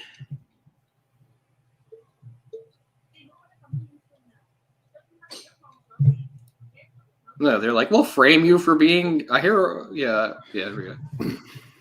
Yeah, see? They're talking about all these ways they could frame him for awful crimes.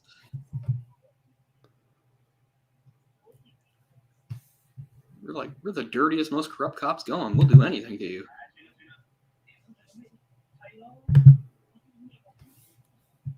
You have not.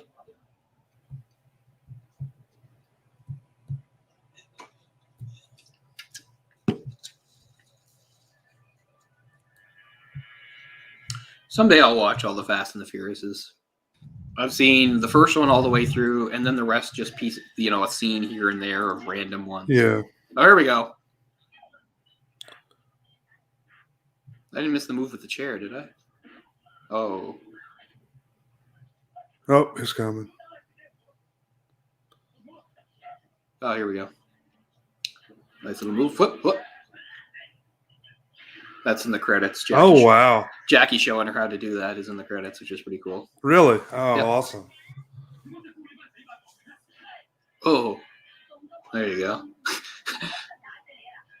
There's talking about those ways. We can just kill you. He's trying to escape. Blow his fucking head off.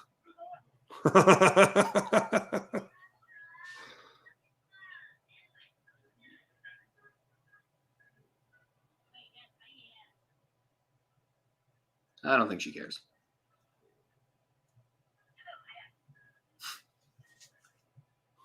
Show's over, assholes.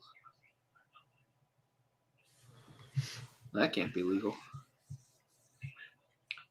Look at this. This looks like, I don't know, like some old Bond movie set. Mm-hmm. Like, I know it's 1985, but those computers look primitive even for 85. They look like 60s computers.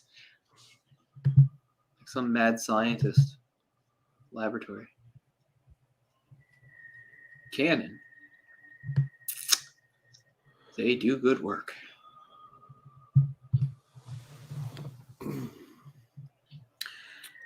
I've never minded product placement in movies, really. Because to me, it just makes it feel like it's real.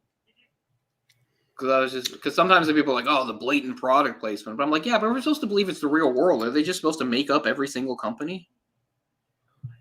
I mean, it does feel kind of blatant, though, when it's, shown so many times. Sometimes. I mean, if they make like a big show of like showing off.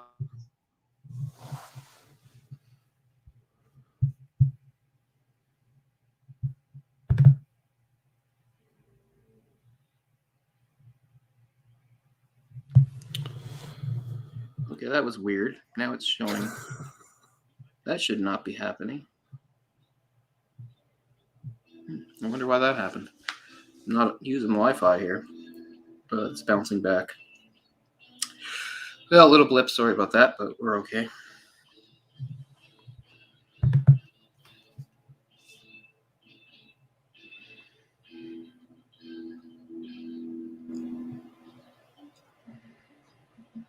But yeah, I'll watch those Fast and Furious at some point. Because one thing even though I don't really care about the movies, I do like stunt driving. I think stunt driving is pretty cool. Mm-hmm. I know that in those movies, it's not all stunt driving. Some of it is special effects. But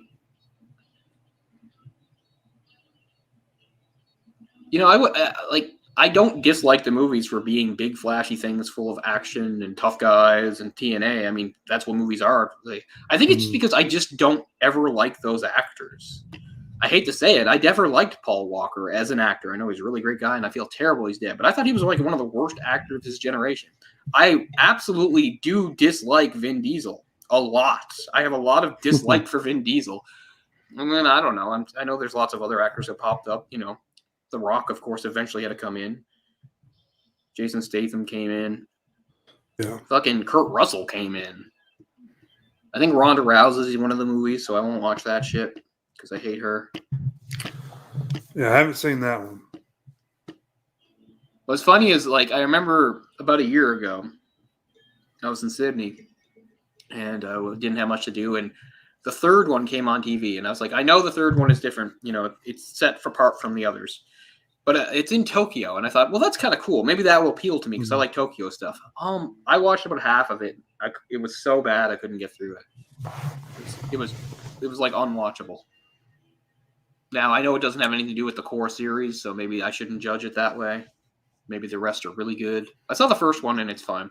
And it's funny, those movies started in 2001. Remember what Dom's gang was doing in the first one? That Paul Walker's going. They were stealing VCRs. They were like Wow. They were like stealing shipments of VCRs, and like one of the later ones, I think they're stealing like TiVos. That's just to let you know how long this series has been going. 20 years now. Yeah. We're doing some tailing. Yeah, they're supposed to combine worlds with Jurassic Park. I don't know if you heard that. That is awful. I mean, I'm not happy with the direction Jurassic Park went in anyway. I'm one of those people that, I don't want any sequels to Jurassic Park. I love the first movie. It's one of my favorite movies of all time. And then I just don't need any more. Not to mention those movies just lose their impact. Nobody cares about dinosaurs anymore. We've seen them 17,000 times. The wonder is gone. Well, yeah, look how they had to up the ante for Jurassic World. Right, they're they invent a made up dinosaur. Right, that can cloak itself or whatever. I still haven't seen Fallen Kingdom. It's not good. I'm sure it's not. There's some cool scenes in it, but it's not a good movie. Yeah. So they were going to have a crossover of Jurassic Park and Fast and Furious. No, that's coming. Yeah. So the Fast and Furious characters are going to be driving around doing their heists and jobs, but there's also going to be dinosaurs running around. From what I understand, yeah. I don't understand the world anymore. That is one of the weirdest crossover ideas I've ever heard. I guess they've got two franchises that are pretty much going to tank soon anyway, so they're like, let's just throw them together. Okay, yeah. This gang is actually a lot smaller than you expect, too.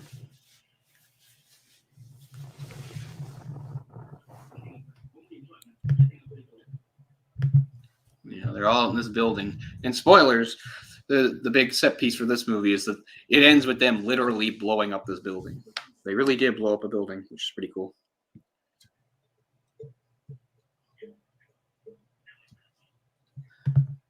I was so dumb the first time I saw this movie. I didn't understand that the deaf guy was deaf. I just thought he was weird, but he's deaf. And they do actually make it pretty clear. I don't know. I was stupid. People have even said it doesn't look good that at one point when Jackie's finally beating him that he's mocking a deaf person. I'm like, he's mocking a deaf person that has been trying to kill him. Do you ever get any sort of slack on this? And I mean, it's a different thing too, because I get it. It wouldn't be cool if a black person tried to kill you and then you got the upper hand on them and then screamed a racial slur at them. It's no, that's they shouldn't have tried to kill you, but that. But I don't know. I don't think it's the same. There is no slur he uses on the deaf guy. He just sort of makes fun of the sounds he makes, and he can't hear them. So there's the other thing. He doesn't know he's being mocked because he can't hear him. So is he really going to hurt this deaf guy's feelings by making sounds he can't hear? And there's the old cops making out so that people don't know they're on a stakeout. Thank God it's over. You're disgusting. But no, it's the Hong Kong police. All their female officers are attractive.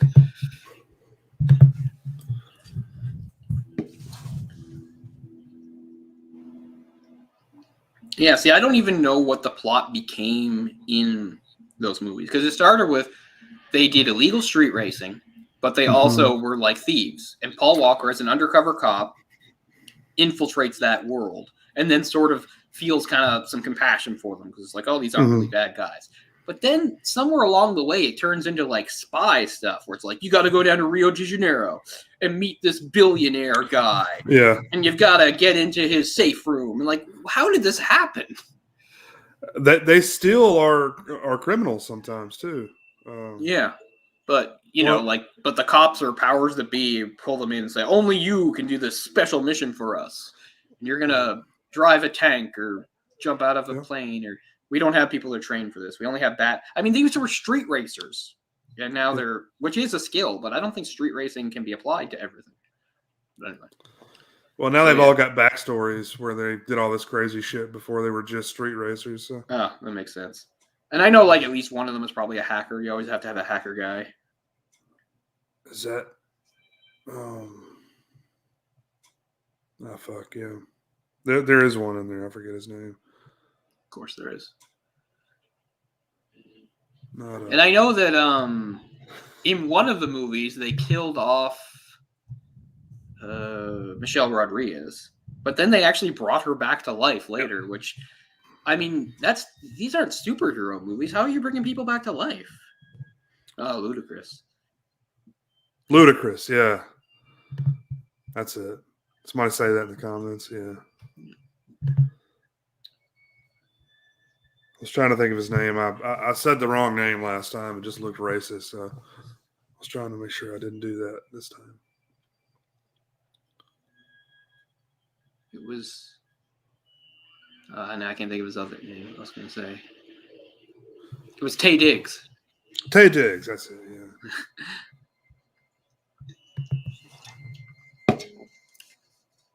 I don't know. I just threw that out there. I think you're right. I was joking. I don't know.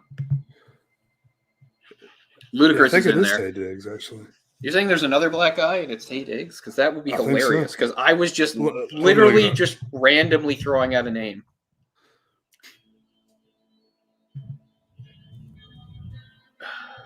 There's a guy named Tyrese. Is that him? See, that was my problem. I was saying Tyrese, and I think it was Taye Diggs. Well, see, that I get it, though. They look similar. They're both usually bald. I know there's more to it than that. They can't be too far apart in age.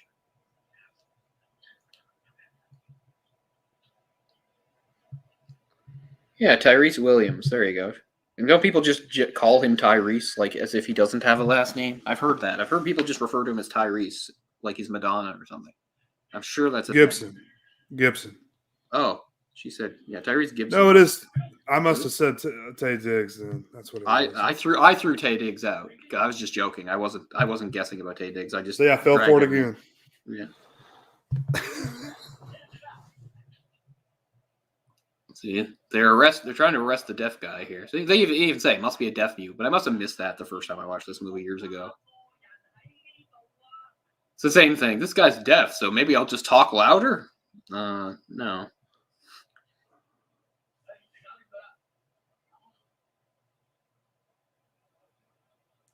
Jamie, what's a VJ? I'm young. No, I'm not that young. But I'm sure people of a certain age have no fucking idea what a VJ is. It's like MTV played music videos? Yeah.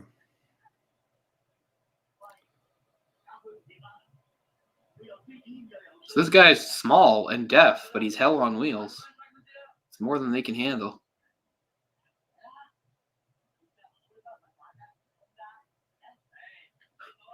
It's like he's deaf, so we'll treat him like he's retarded. I mean, some of it they just think, well, he's like some weirdo that lives alone here with all his explosive toys, but they don't know that yet. He's part of the gang, you idiots.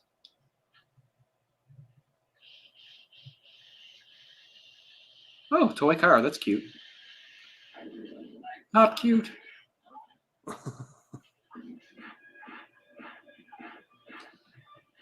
Yeah, the same thing happened to Much Music. Much Music in the 90s had so much heart, so many cool things. Shows are actually about music, VJs. Ed the Sock, Tree Toss, Fromage. I even missed the crappy things like Electric Circus, which was literally just showing people dancing in a nightclub in Toronto on like Friday nights. It was stupid, but there was something like comforting about it, you know? I would watch hours and hours of just music videos. It's crazy to think about. Much East and Much West, which eventually got condensed into Going Coastal instead of two separate shows, which is stupid. I'm so glad that Nardwuar still is out there interviewing people. Wow, you guys really blew that. I like I say, look around for a deaf mute guy. I don't think he has deaf mute written on his jacket, but anyway. Yeah. See, we got a little bit of the MTV programming, but not much because we had enough of our own original. And then the same time MTV went to shit, Much Music just sold it to a new company and said, "Fuck all this. We'll just put in a bunch of MTV programming that is no longer just just all these reality shows." But it was much the same thing with Much Music. Shows actually about music, artists coming in to the studio playing. Oh, when Weird Al once or twice came in and took over Much, so good.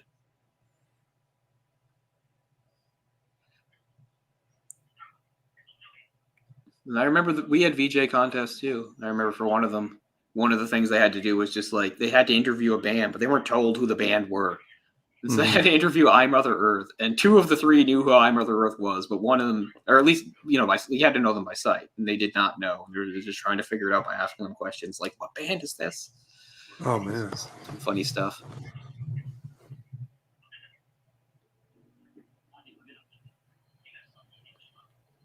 Oh, now it's 20 million. See, look at that goddamn computer. It looks like a Bond villain computer from like the late 60s.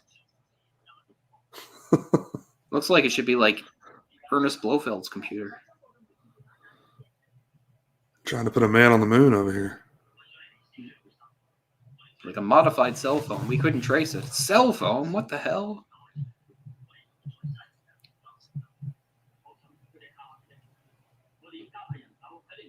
They're just bluffing. You've seen them blow stuff up. They blew up a fucking mall.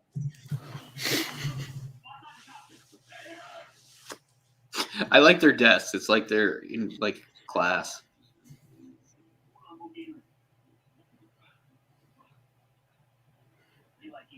Polar bear. That's another thing that never translates. Whenever characters have nicknames in these movies, they're always the dumbest thing. Case in point is the Lucky Stars. The Lucky Stars guys have the worst nicknames you'll ever hear. And depending on the translation, there's different ones. But like in the translation that I watched, Sammo Hung's nickname is Fast Buck. And what's even funnier is even though they all have these horrible nicknames, and when the police guy says that he framed them for this elaborate bank heist, there's even a news casting about it, and it's on TV, and they're like, "Do you have any suspects?" And they go, "Yes, these people," and they name all of them just their nicknames. They just say like, "We think it was Fast Buck and Dumbass," and all their dumb names. I mean, their names weren't that dumb. Yeah. And what's even funnier is that the police chief's aide that they're all perving on, the attractive police officer, she says she's going to use a code name for this, and she picks the code name Baby. Why? Why would you let this group of pervs that are all over you anyway just giving them permission to call you Baby? But, I gotta get the list of nicknames here because it's so stupid. It's just like, does that make sense in Cantonese? Because in English, it sounds absolutely ridiculous. Yeah.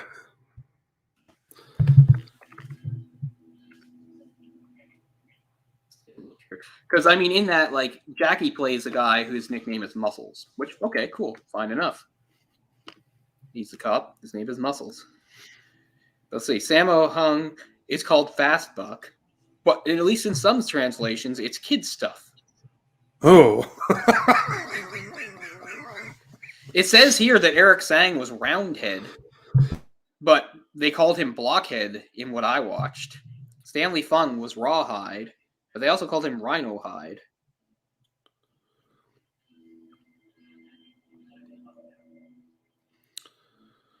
What is Roundhead supposed to mean? Like similar to what Blockhead would be? I have no idea. But the one I saw, they did call him Blockhead in the well, I mean, I don't know what they called him, but that's what was in the subtitles that I watched. But it's like the opposite of Blockhead. Your head's round. Yeah.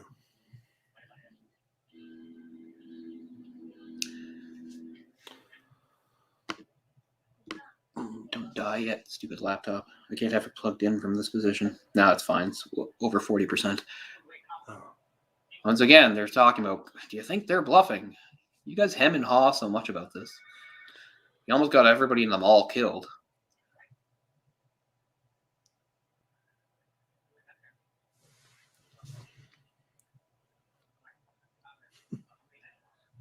All right, May has come back just in time to get kidnapped.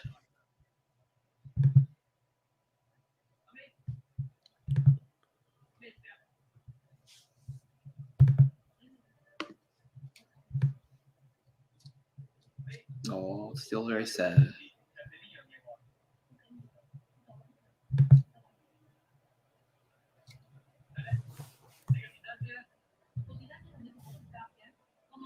Oh, that's sad too. You broke up with a scooter too.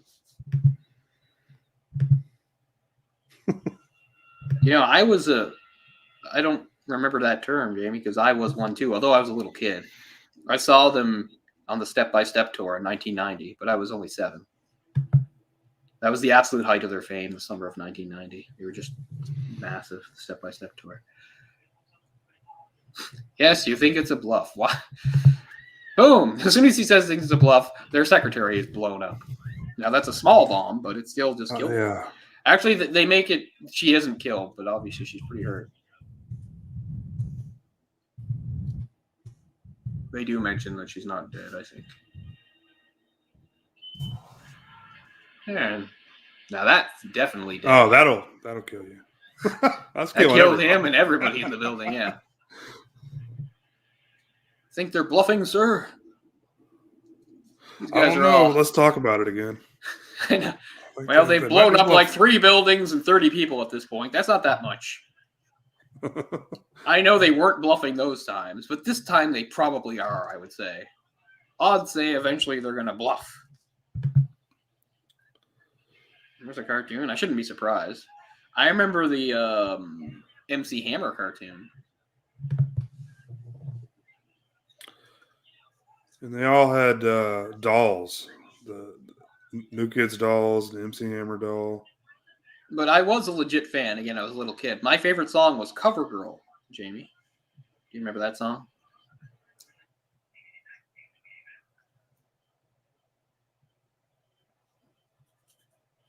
And I also like songs that were sung by Joe because he was the youngest, and I kind of looked up to him. All the girls wanted Joe.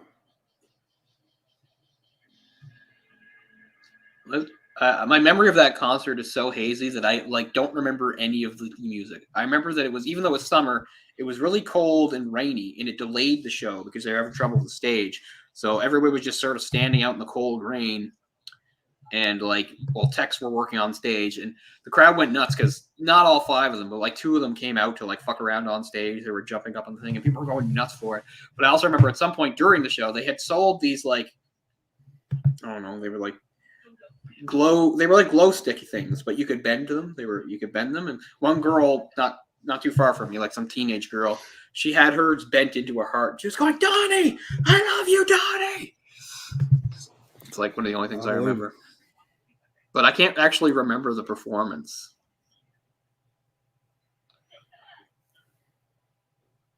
Well, more people are dead. I can't believe they weren't bluffing.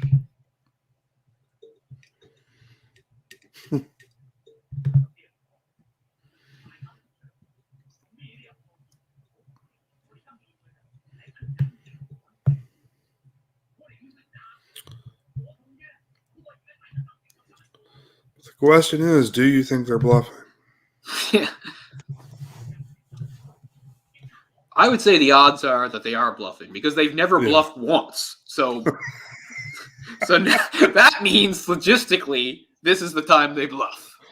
And that's when we go in and get them.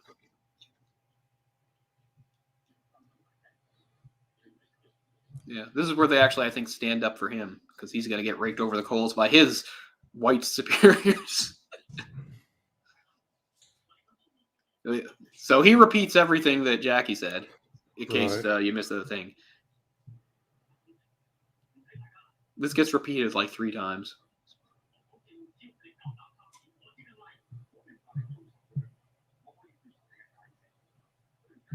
Is he speaking English? I can't tell by the mouth movements. I mean, there were certainly plenty of, British people that could speak Cantonese in Hong Kong, so probably wouldn't be too hard. I mean, in some of these Hong Kong movies, they do obviously have, foreigners that are clearly dubbed. including Cynthia Rothrock. You know, she started her career there, but she never learned the language. So she's dubbed in all those movies. She's like, half the time I didn't even know what my lines were supposed to be.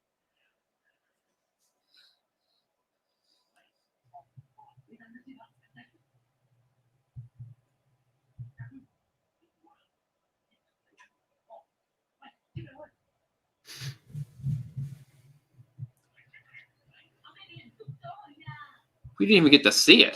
It just happens off screen. But if it was just dragged into a van, I guess it's okay.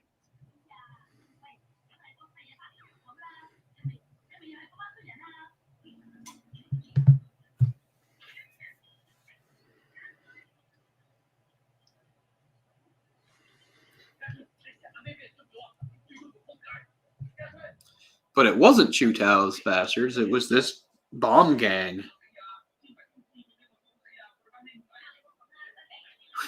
He's being very compassionate with his boss. Hurry up and die and leave me your money. I mean, this is what you expect from this guy, but still, it's funny.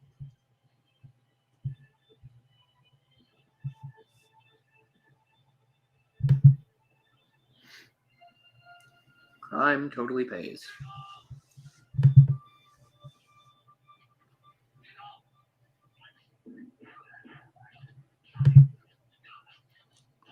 That's pretty brave, Jamie. I never thought. I mean, it is nuts if like girls and stuff go for boy bands in all eras. I never thought they could have had that kind of atmosphere. I always thought it was more of like a rock concert thing for when girls flash their breasts. I mean, I guess it makes perfect sense. I mean, why wouldn't they? I don't think I've just ever thought of it or heard of it. If you know, girls take that at like a boy band concert, like rock concert, sure. Hell, I remember watching like a cool concert of Tenacious D in like Germany or something, and the crowd is just full of chicks flashing, which is pretty funny because Tenacious D is not exactly Led Zeppelin, but still.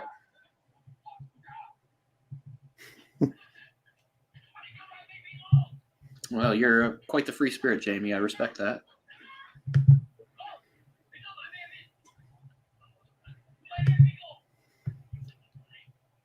It can't be the gang of bluffers. They're all talk, no action.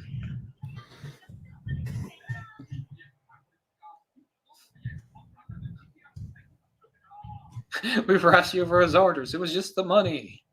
I didn't enjoy it. Like, won't this bastard just die?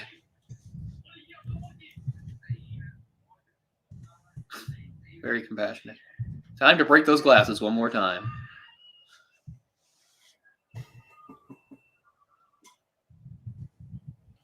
Oh, I love Bach. Well, you mean like the original Bach?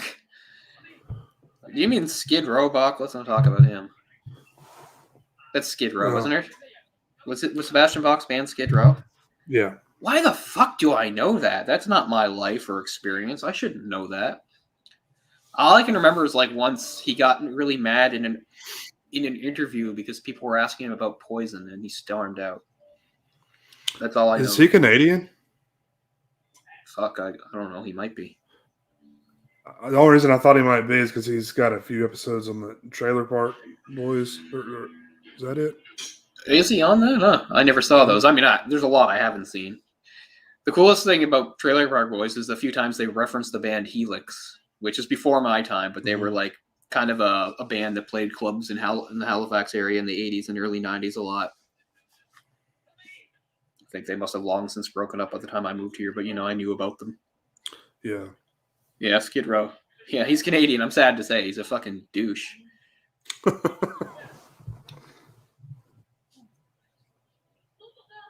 I much prefer to think of you flashing for the original Sebastian Bach, the 17th century composer. I mean, he did Jesu's Joy of Man's Desiring, Jamie. Come on.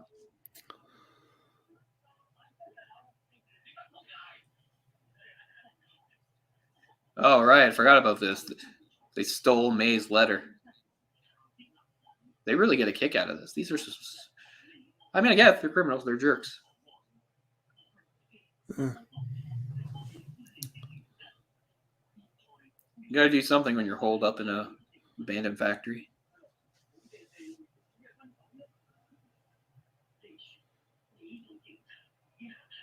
I think she's kind of all over her place in her explanation here too. On the one hand, she's saying like she gets that his work puts him in danger, but on the other hand, she's like, "You work too hard and ignore me." I don't know. She seems to be kind of scattered.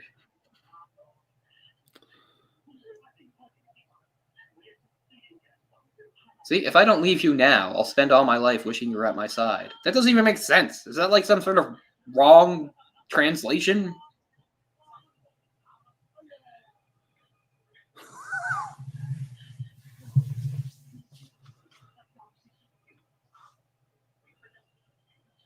May, at this point, I thought you might understand how crime works. But then she does admit that it's selfish in the end, which I guess shows some awareness. I don't know. It's still kind of all over the place, May. I really feel for Kai Kun here. It's like, what was he supposed to do? I mean, it's true. He did quit his job, sort of, for her, and then he got pulled right back in. Then he got pulled right back into it, but I don't know. Well, I mean, pretty much literally got pulled back into it. I mean, he didn't know, you know?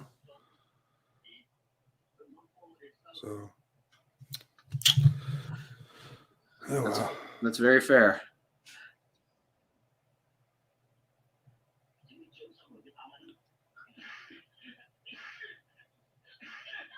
This would sting.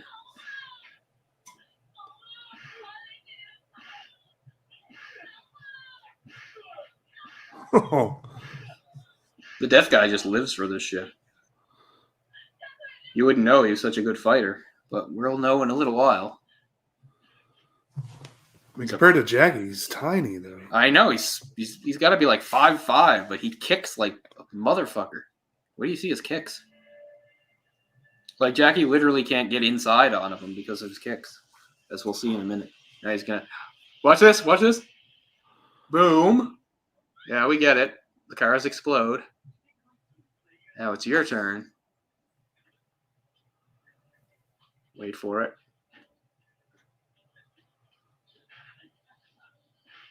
We're going to drive it right at your crotch.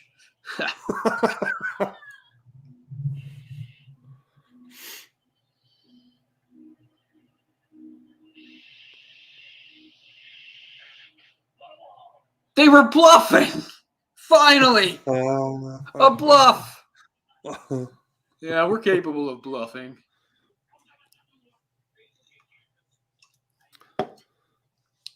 Once again, they're just showing how mean they are. It's like, why don't we throw some at her pretty face?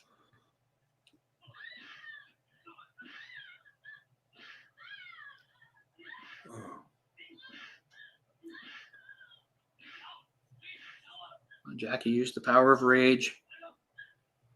Are those like a larger version of those pop things that, like, I don't know if you guys ever had them, but like usually kids will throw them on the ground and they pop? Yeah, I think these are like the original versions. You know, Chinese invented these fireworks. Sure they did. I think these are I think what we get is like a toned down version of those. Mm-hmm. Yeah, I mean, I don't think they really hurt. You can squeeze it in your fingertips. Yeah. These definitely hurt. You can see he's got some marks on him. Right. Oh, she looks so great there.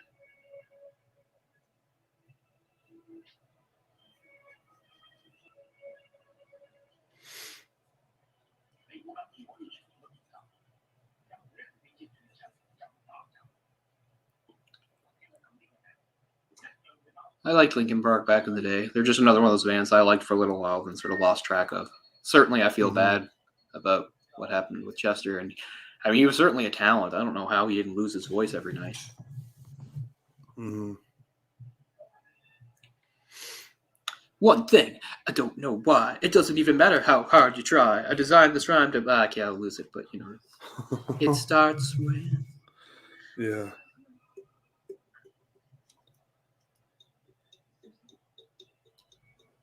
Yeah, that whole album is pretty good with that track on it.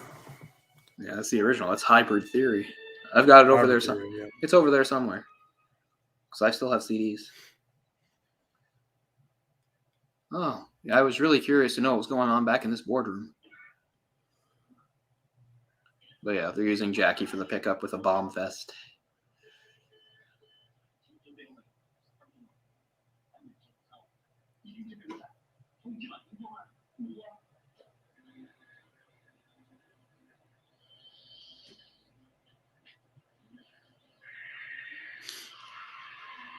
Yeah, I only got to go to a couple concerts with a girlfriend. Fun experience. I went to a concert with a really attractive girl who wasn't my girlfriend, who I wanted to be my girlfriend. But yeah, we were talking about all that 2000 stuff actually on our last movie discussion podcast. I was making fun of it a little bit, but I mean, a lot of it was okay. I guess it's the same thing with Evanescence. I mean, certainly she does have a good voice, and they have some songs I like, but it's a little overdone for me. I mean, like I said, I like Emmy Lee, but to me, it all comes down to Plum, who's the person she's imitating. Plum did it first and did it better, but I do like Amy Lee in Evanescence. Not every song, though. I remember that song Tourniquet is so whiny.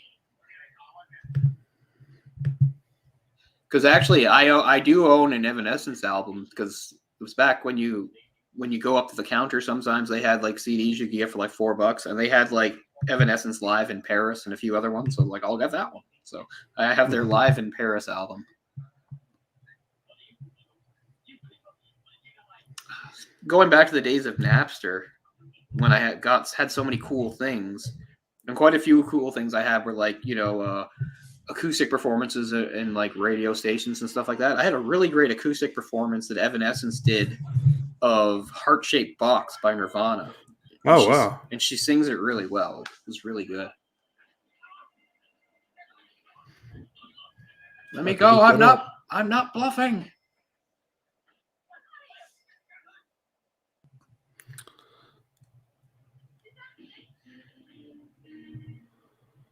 I remember there was a whole thing where like she was dating the guitarist with the word goatee, and wrote a bunch of songs about him, and then he left, and I don't know.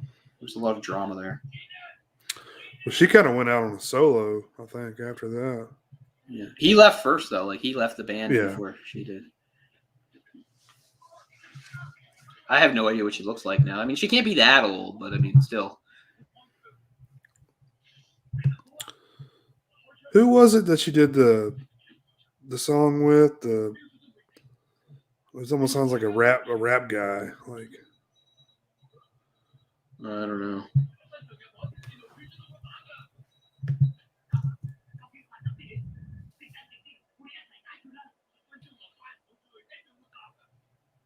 It's a great voice, but I love Plum more.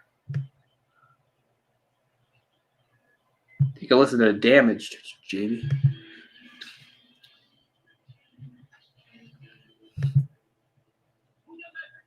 Or if you want something harder that's kind of like Evanescence inspired, Better by Plum. Better's a pretty heavy song.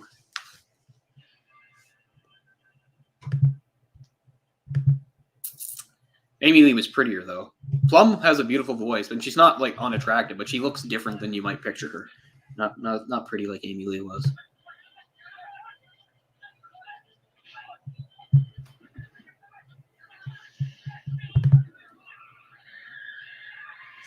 He's gonna blow up for sure.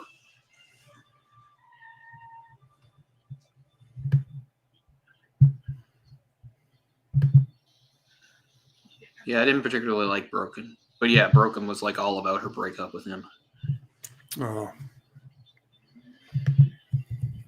How many artists have songs named Broken? very common, yeah. My favorite band, Moist, has 2 songs called Broken. It's like the first one didn't count or something, because the first one was never on an album or anything. Yeah. And the band claimed later on that they forgot how to play it. And then when they went on hiatus in 2000, and then they finally did another album in 2013, and they had a new song called Broken. I was like, what about the original Broken? Actually, Moist, a really original band and cool stuff. They actually have several songs that are like really generic titles that there's a million versions of. Moist has a song called Breathe. They have a song called Alive. They have a song called Tonight. I mean, how many bands have songs with that title? Even fucking Nickelback has a song called Breathe. It's actually one of their better songs. Yeah. Yes, I don't like Seether at all. Oh, I love Seether. Really? Yeah. Or no, you know what? I get Seether and Saliva mixed up, so I could be thinking of Saliva. I don't like Saliva. But So yeah, I might be mixing them up. So maybe. Seether's from like South Africa or somewhere. Oh, really? You know, I've got like the soundtrack that epitomizes all this. I have the Daredevil soundtrack, which is all of that. And that is the one that had the big Evanescence single on it, you know, Bring Me to Life. It has Saliva. I think Seether is also on it. It has Fuel, who I think are better than those bands. I was always a big fan of Fuel. Mm-hmm. Fuel were like my alternative to Creed. My friends liked Creed, and I did not like Creed. But I thought Fuel does the same thing, but they're better. Unfortunately, I did like Creed. Not anymore. I didn't like hate them. I just wasn't into them, and my friends were really into them. Like, really loved them. Yeah. I thought their first album was kind of cool when they sounded more like Pearl Jam, but then they moved away from that. Yeah. Because actually, that song, it plays at the end credits of Halloween H2O. Is okay. What's it called? But anyway, it's one of Creed's songs from their first album, and it's kind of overly religious, but it's a good song. Well, you didn't know it was religious until they like came out as a religious band. Well, you could tell by those lyrics from the song. Yeah, but it is all still like generic stuff. Oh yeah, I mean it's not that preachy. Technically, Plum, who I was talking about, they're Christian too, but most of their songs, it doesn't sound like that. What's kind of funny is that song that I like so much, the first one I knew on, like Damaged, doesn't have any of that, but there's a Damaged that came out years later when they did a Greatest Hits album. They did like a re-recording of it, and it's an extended version, and it has her like adding like religious stuff at the end, which is kind of annoying. She's saying like hallelujah and shit, which I mean, fine, doesn't ruin the song or anything. But anyway, as we can see here, we talked through it, but Jackie managed to take the vest off in the tunnel because in the tunnel they couldn't have the signal to trigger it, so that's how he managed to free himself of the bomb vest. Hooray for tunnels.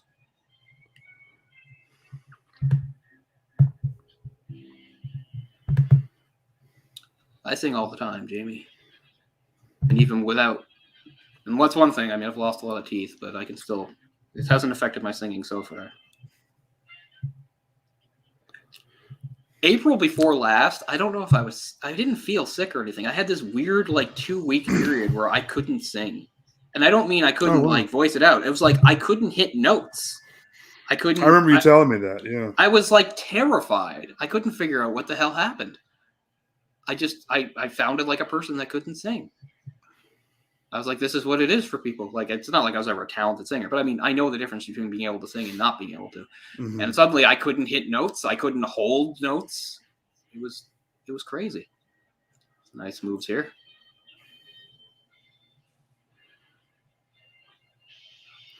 Was it My Own Prison? Was that the track? No, it wasn't. Damn it. That's a good one. Just name songs from that first album. Yeah, One. No. It could be What's This Life For? What's this? Yeah, that's what I was going to say. It might be What's This Life For, now that I think about it. It's the one where he starts going, "You're the one king," which is one of the... It has that in it. It's kind of obvious, huh? Yeah. Because we all live under the reign of one king, is what he says. Finally, the factory. So this is apparently... He says, where are you holding May? So what? They moved to it, like... I guess they moved from one derelict building to another. Yeah, okay, so this is a different place. This is a factory-type place. But we're finally at the climax here. They think everything's good. Does that mean they think he blew up? They must think he blew up.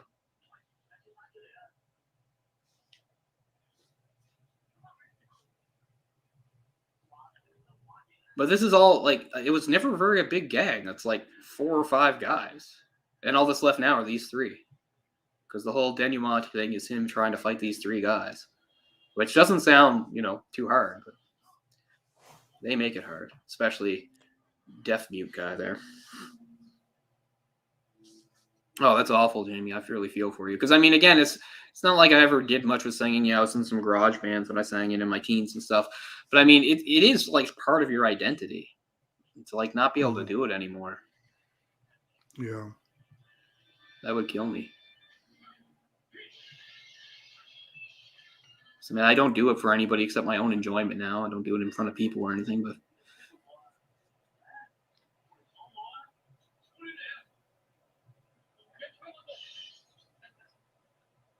they seem remarkably calm. Again, these guys are pretty hardcore. Because he's like, well, think about it. You'd have to shoot all 3 of us. I've got 6 bullets. Yeah. But see, they're saying, we're prepared to die here. So if you shoot one of us, we'll rush you, I guess is their thing. Ooh, they're going to get into that whole morality thing. You know what? I don't think it's What's This Life For. I think I'm mixing 2 songs together. I'm going to solve this right now. That was the 3 big ones off of that one, but Torn or Ode, maybe? Unforgiven. Maybe it is What's This Life For. Maybe I'm just, maybe I'm thinking this too hard. I don't know why I'm suddenly delving into Creed.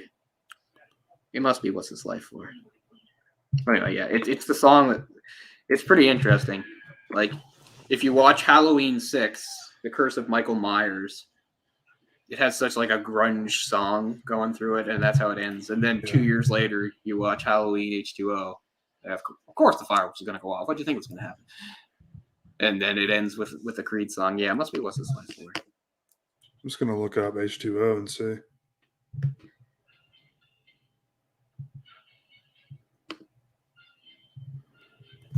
Did we ever talk about the new Halloween movie? Yeah, more or less. We did? Okay.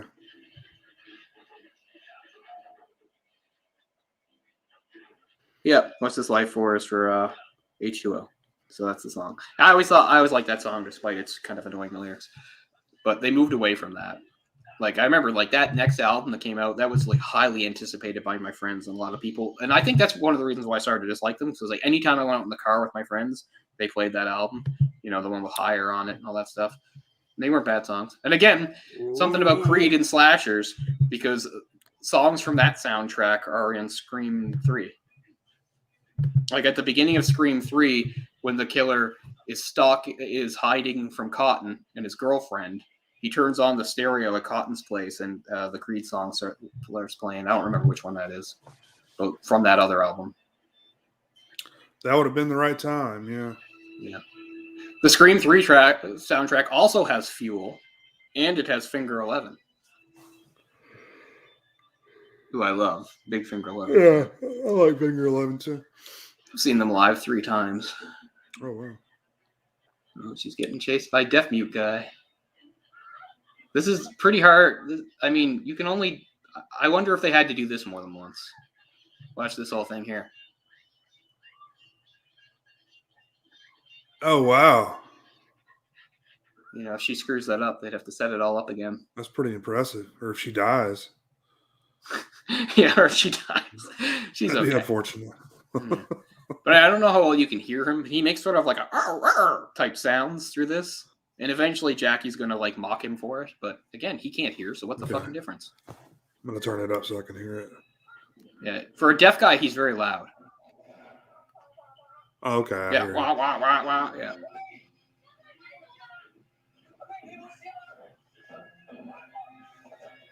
We're pretty in sync. Yeah, I'm like just a hair behind you.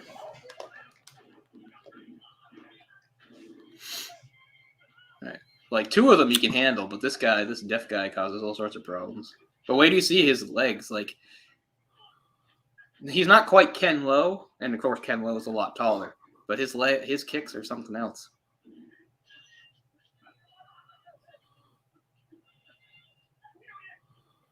You can make that as safe as you want. That's still lighting your star on fire. Ah, some great falls. Yeah, so that's 1 down, 2 to go. She's going to do some Donkey Kong action, is she? At some point, somebody throws barrels. I'm just positive somebody starts throwing barrels. Maybe he does. There's the barrels. Oh, here we go. Yeah.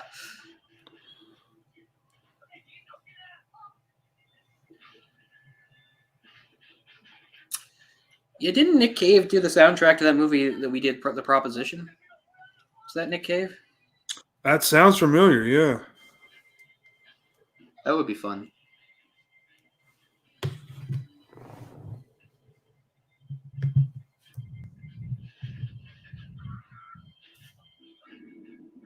Oh, so much for escaping. Oh.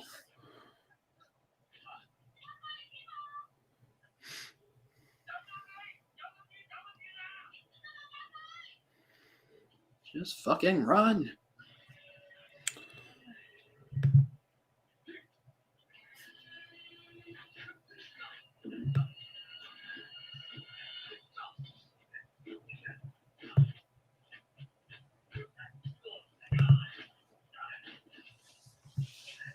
Yes, Nick Cave. Yeah, I thought so. Yeah, he's an interesting guy.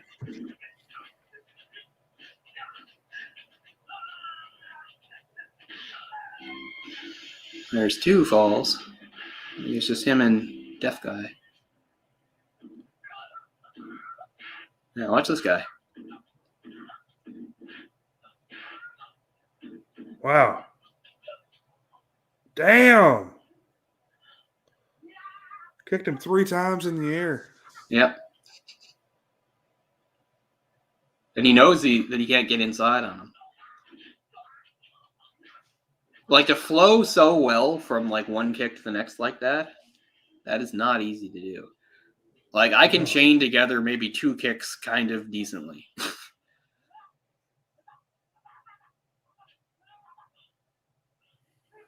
And while technically I can do the low roundhouse to high roundhouse with the same leg and the same feint, like, there wouldn't really be any power on it. Mm.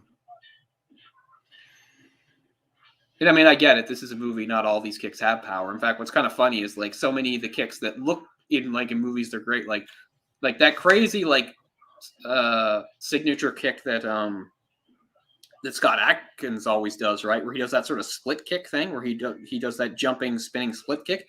That would just be like a tap. But Right. that's always like his finishing moves in movies, where the guy, like, they really sell it. They go flying back. But in real life, if you get hit with that kick, it wouldn't really hurt much at all. It just, looks impressive. Yeah. Starting to realize he can't get inside on this guy. So this is, yeah. So he doesn't outfight him. He wins by just turning the tables on him with the, why not? Yeah. See, you're going appa at him.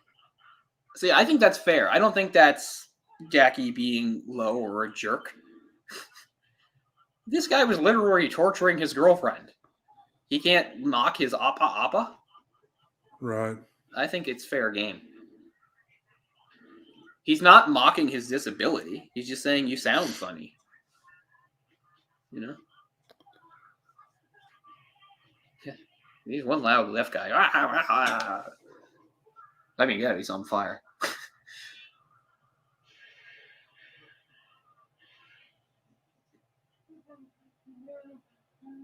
Now shoot him.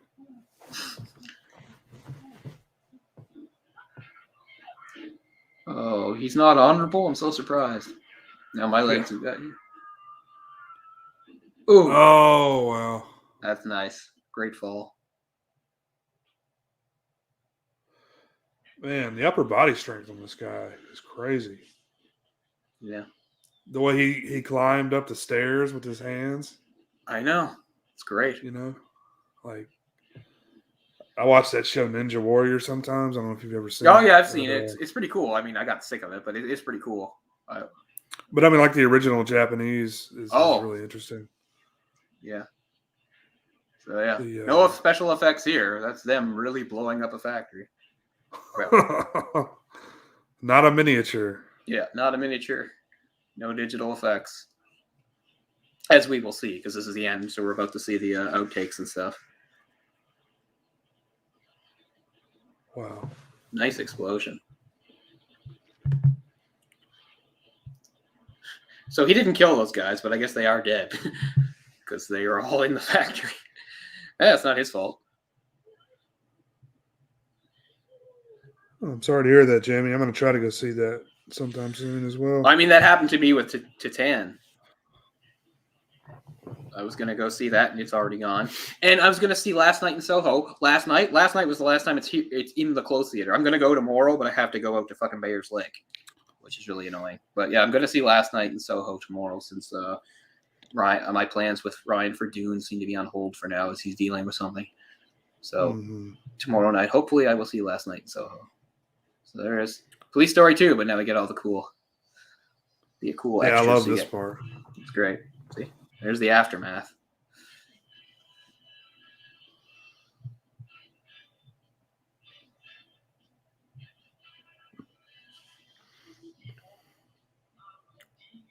Look at the way he's like shaking, like he got really hurt there. Oh, see, they did screw it up. Look, I said I wonder if they set it up. They did. She got hit in the head. I forgot. Oh, there's Mars. Yeah. Oh man. You see, she's got some blood on her too. She got a good cut on her head. I mean, props to Maggie Chung. You know, she's not a martial artist or stunt performer, and yet she still had to take some hits.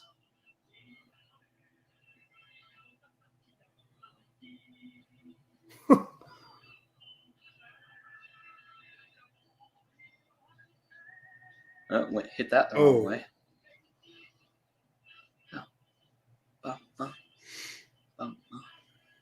It was 85, so by now the Jackie Chan stunt team is formed.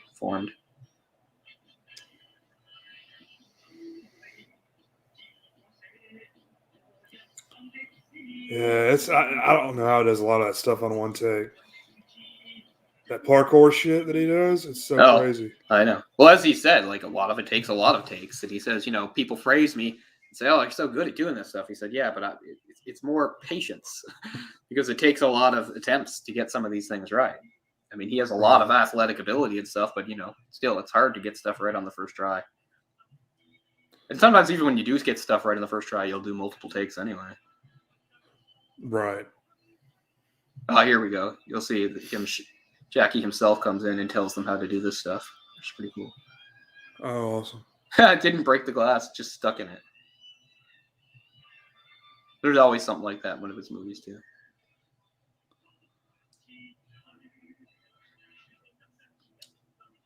Man, look at all those cameras.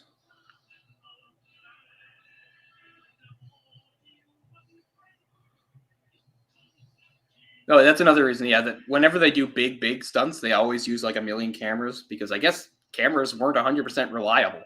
And they're like, we need to make sure like this is a pivotal thing that we can't do again, like the explosion of the building. They can't do that again. So we can't have a camera like not get it. There we go. I forgot where my camera was there. Good job, Jackie. But yeah, Police Story 1 and 2, they're just masterpieces of action. That was great. That finale, man. Yeah. I mean, awesome. Yeah, it on paper it doesn't sound that great. It's just three guys in a building. Oh, yeah, something bumped. Let's see, fix this stupid effing camera. I know we're about to wrap up in a minute anyway, but I need to fix this. Still here.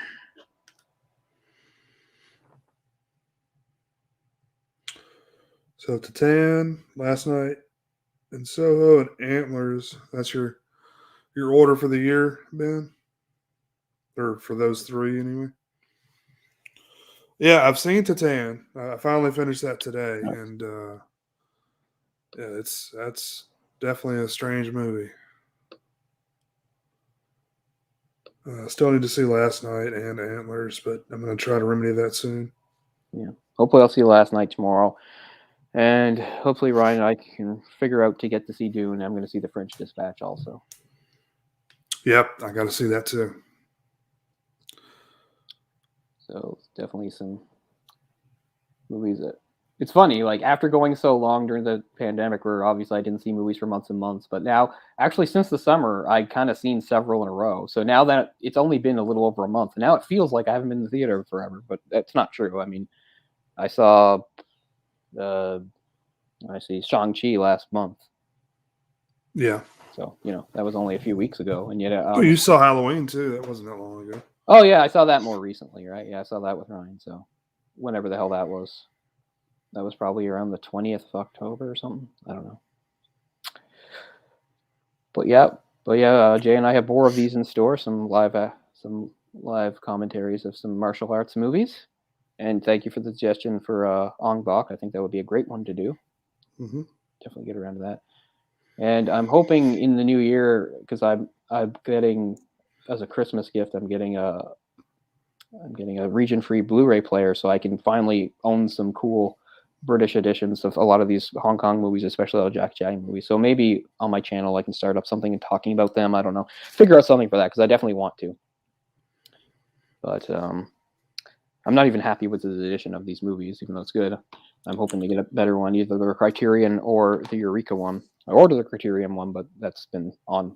It doesn't seem like it's coming in, so I'll have to do something about that.